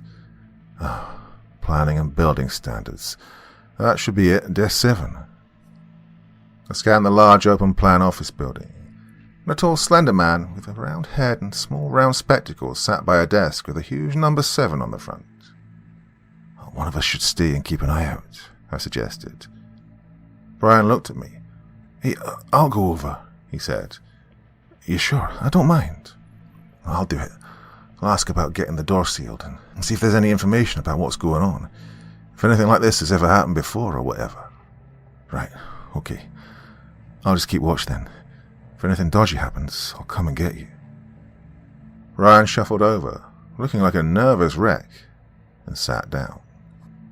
The man's beady eyes seemed to be constantly darting around the room as he spoke. Something about him just seemed shifty. I scanned the room because I could feel eyes on me from somewhere. I kept catching these haunting grins in my periphery, but as I looked around it seemed that nobody was actually looking at me. I felt like I was going mad. Brian swiftly came back over. Okay, so he told me the bell tower has a particularly dark and bloody history. It was used by occultists for some kind of brutal rituals or ceremonies and stuff, years and years ago. Apparently one of these rituals caused the building to collapse, and only the bell tower remained. Something intensely evil has been sealed inside for God knows how long. He said if a door isn't sealed, well, he doesn't actually know, but he said it's been a priority of the council for decades to keep that door sealed, pretty much forever. Brian then looked around the room. I have a bad feeling in here. He's getting one of the managers to get a hold of the people who sealed the door before. I don't know if it's some religious thing or, well, whatever it is. Hopefully... We were interrupted by a tall, well-dressed man in a side office calling Brian's name. That must be him, Brian said, quickly turning away. Right in here, sir. The man gestured to the inside of the office with a friendly smile and a nod. Then Brian disappeared inside. I scanned the room again, checking everyone out. Something wasn't sitting right. I then looked back at the door Brian had just entered. The guy was still standing there smiling and just staring at me. Hairs all over my body stood on end. His mouth grew wider and his eyes flashed a bright yellow as he turned and darted into the office, slamming the door behind him. Part 4. I dashed for the office door and grabbed at the handle. The door rattled in the frame, but it wouldn't budge. Everyone turned to look at the crazy guy screaming and frantically kicking and punching a door. I turned around. Most people looked shocked, others not so much. I felt like I could tell exactly who was real and who was not in that moment. After about 15 seconds, 2 heavy-set security officers were bounding towards me. I had nowhere to run. I didn't know what was going to happen. I closed my eyes as they grabbed me, the darkest of thoughts crossing my mind as I felt my feet dragging along the smooth tiled floor. Thrown in a heap on the rough ground, I heard cars and people talking. I opened my eyes and was genuinely surprised to find I'd been ejected from the building and told not to come back. I beat my head with my hands. Oh, fuck. I sat on the tarmac, just staring at the door. God, I'm so sorry, Brian, I muttered to myself. I sat there for 10 minutes, trying to calm myself down, just staring at the door. Not a single person went in or came out. I pulled my phone out and called my mum as I grabbed my bike. I stood ready to go while the phone continued to ring. I then tried again and she answered almost immediately. Oh, sorry, I was making tea. Is everything okay? She asked in a frantic voice. No, it's not. I'm coming to get you now. We need to get out of here as soon as possible. Grab anything from Brian's we might need. Food, bottles of water, weapons, anything you can find that might be of any use. I'll be there soon. Cycling on a bike was in no way ideal. We would need to find a car or something. My brakes squealed as I skidded almost into Brian's building. I ran inside to find my mum sitting looking nervous, holding a bag. Everything we need's in here. Where's Brian? She asked, looking behind me and out of the window. Brian disappeared. I think he got caught, I replied, not wanting to say too much. She cupped her hand over her mouth. Oh, God. We really need to go. This place isn't safe anymore. My mum nodded and threw the bag over her back, and we left to get on the bike. I cycled to Sean's house. Seeing his car parked outside gave me some hope. Surely his keys would still be inside. All I'd have to do is just go in. Stay here on the bike. Stay hidden. If you see anyone, don't let them see you. Don't make any noise. I'll be back in 5 minutes. She reluctantly agreed, looking at the ground. I'll be right back, I promise. She looked at me with sad eyes. I then turned and crossed the road, and the wind slapped my face, and clouds began to draw in. Sean's door looked splintered and cracked as if someone had been trying to break it down. It was unlocked, surprisingly. I opened the door, and the smell reminded me of somewhere I'd rather be able to forget. Hot, musty air filled my lungs. Walking quietly down the hall, every noise had me on edge. The hall opened up into the living room at the end, and it appeared to have been completely ransacked. Everything was turned upside down and strewn across the floor. Everything but the small coffee table in the center. I tried to focus in the dim light. There was something on the coffee table. It was Sean's keys.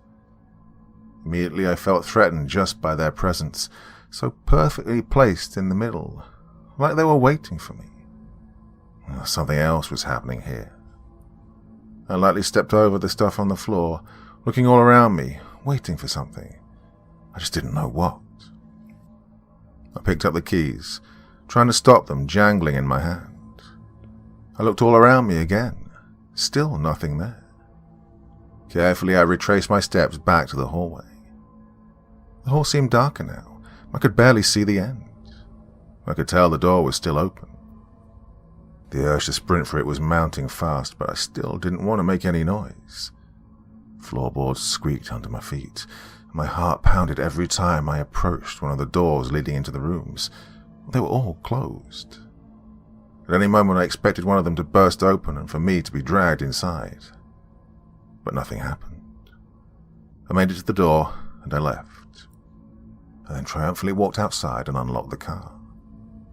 Still feeling dubious, I made sure to check everywhere in the car and even under it before waving my mum over.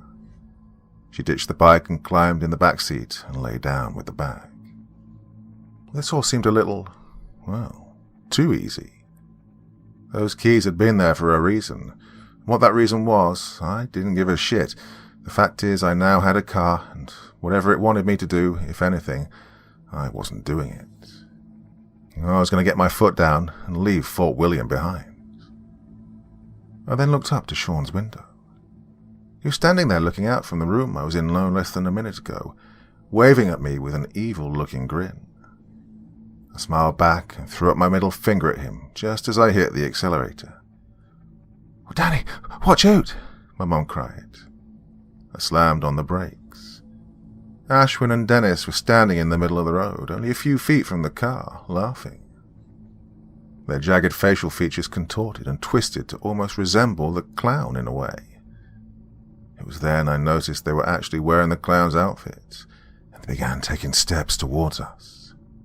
Their arms and fingers grew longer and more pointed. I pulled the car into reverse and slammed my foot down. In my rear view, I saw my dad. His massive form seemed to have grown out of control now, like he could barely carry himself. He staggered along the road, cracking the asphalt beneath him with each step, the road itself burning and crumbling under him. I stopped the car again. I had enough room to maneuver around the other two, not so much my dad. So I threw it into gear and started screaming along the road. I had the earth to just hit them, but I didn't want to damage the car. Or maybe that's what they wanted. Their smiles growing wider as I approached. And the urge was building. Just before I was about to make some Ash and Dennis bolognese, I turned the steering wheel and rounded them without incident. My mum screamed, but we were on our way. The streets were almost empty. There were some normal-looking people around, but not many. Maybe only a few cars and vans. I stopped and took out my phone. I opened maps and found the nearest city was Glasgow, 74 miles away. Well, the plan was, get there, get a hotel, and just try to forget about Fort William. Start again somewhere else. There was nothing I could do anymore. The town seemed to be dead, as if everyone had left, or, well, something worse. Do you need anything from the back? Anything to eat or drink? My mum asked from the back seat. No, I'm too anxious, so we just need to get out of here. We go to Glasgow to stay in a hotel for a couple of nights. We'll see what happens from there. Oh, do you mind if I sleep? I'm drained, son, she said with her eyes already closed. Ah, that's fine. We should be there in a couple of hours, I told her, starting the engine back up. Oh, that feeling of seeing the sign, "You're now leaving Fort William," gave me the shivers. I couldn't look back now. I might be labelled a coward or a bad friend, but there was literally nothing I can do. I can't go and seal the door myself. I can't save anyone now but myself and my mum. The drive was over so fast. No stops, nothing. It was almost 10 p.m. when we pulled into a Premier Inn car park. The city was bright and busy. Hundreds of people just walking around everywhere, not giving one solitary fuck about anyone or anything else. Well, he must have looked like we'd been dragged backwards through hell. We made our way to the reception to check in. Well, the guy at the desk was called Brian. It genuinely crushed me, even just seeing his name, and to think what might have happened to him in that room. Oh, just 2 rooms, please. Any 2 rooms, I said, and my voice sounded coarse. Certainly, sir. Do you prefer the rooms near each other? He replied with a warm, inviting smile. Just anything. If it's 2 near each other, then yeah, well, it doesn't really matter. I was trying to be as polite as possible despite how exhausted I was. I needed to get to bed and rest. The receptionist charged my card and promptly handed over 2 key cards and directed us to our rooms. 2 floors up, and both rooms right next to each other. I threw the bag over my shoulder and my mum put her arm around me. She seemed unsteady and also exhausted like myself. We got to her room where I took her in and helped her onto the bed. Right, get some sleep if you can. We'll figure out what we're going to do tomorrow. She just nodded and lay back with her eyes already closed. I quietly left her room and went to mine. Oh, it was nice and cold, fresh. I turned on the TV, chucked the bag on the floor, and then went straight into the shower. Oh, the water felt amazing. I felt like I'd been running a marathon through mud, and the piping hot shower was relaxing every single muscle in my body. After my shower, I put on some shorts and a t-shirt. I lay back and let out a long overdue exhale. The stress and anxiety drained from my body and mind, and I finally felt like I could breathe normally. I put on the news to see if anything was being reported on, but nothing. I did a Google search, checked Facebook, Twitter. Not a single post or article about Fort William. I can't quite say how I felt about that. Then, listening to BBC News 24, my eyes began feeling heavy. I sank deeper into my pillow. I was on a bike, cycling through the streets of Fort William. An intense feeling of déjà vu overcame me. I saw flashes of images like a strobe effect or possibly even a lightning storm. It was raining. I saw the bell tower. The ground beneath heaved as if it were breathing, and its breathing was in time with my own. I felt drawn to the tower. I saw an image of Liam's emaciated body on the floor of the 5th floor. The door to the bell tower was slamming with force. It broke. The splintered wood got sucked inside and a deafening roar emanated from the building. The bells began to ring.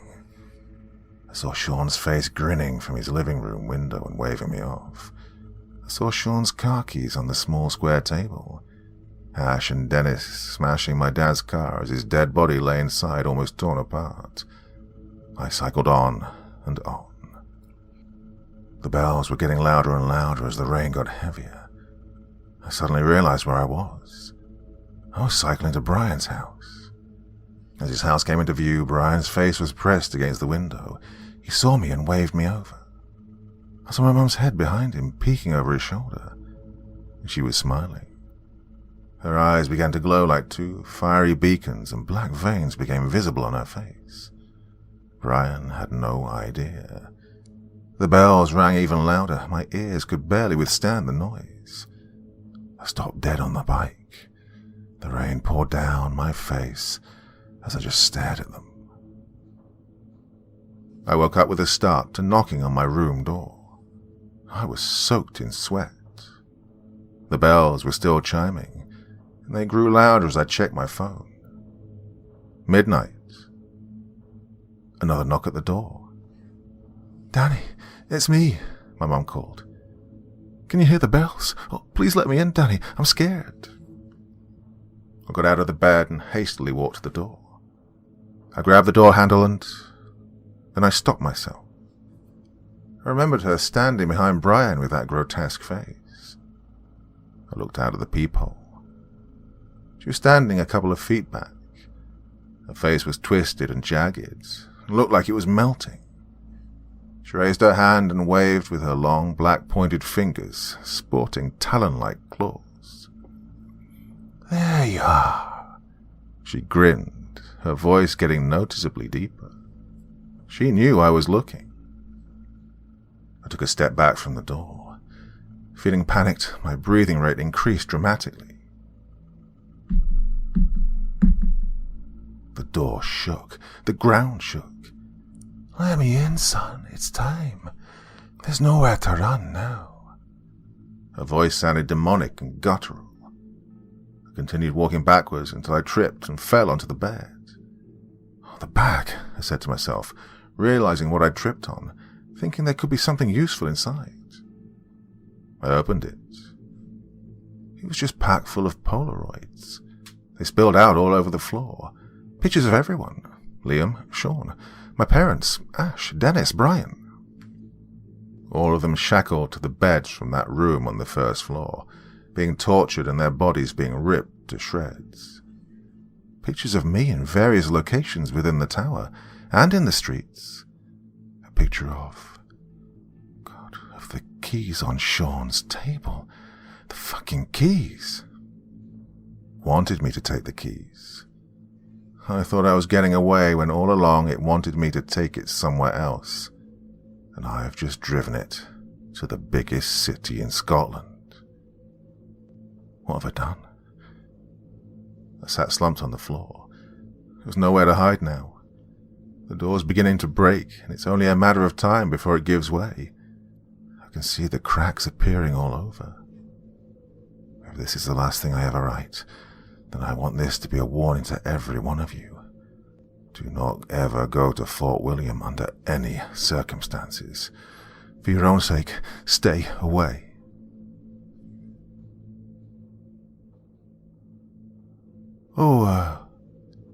If there's anyone reading this right now, should you ever find yourself in Scotland, I recommend you pay a visit to my hometown of Fort William. If you're interested, we can even arrange to meet up. I have loads to show you.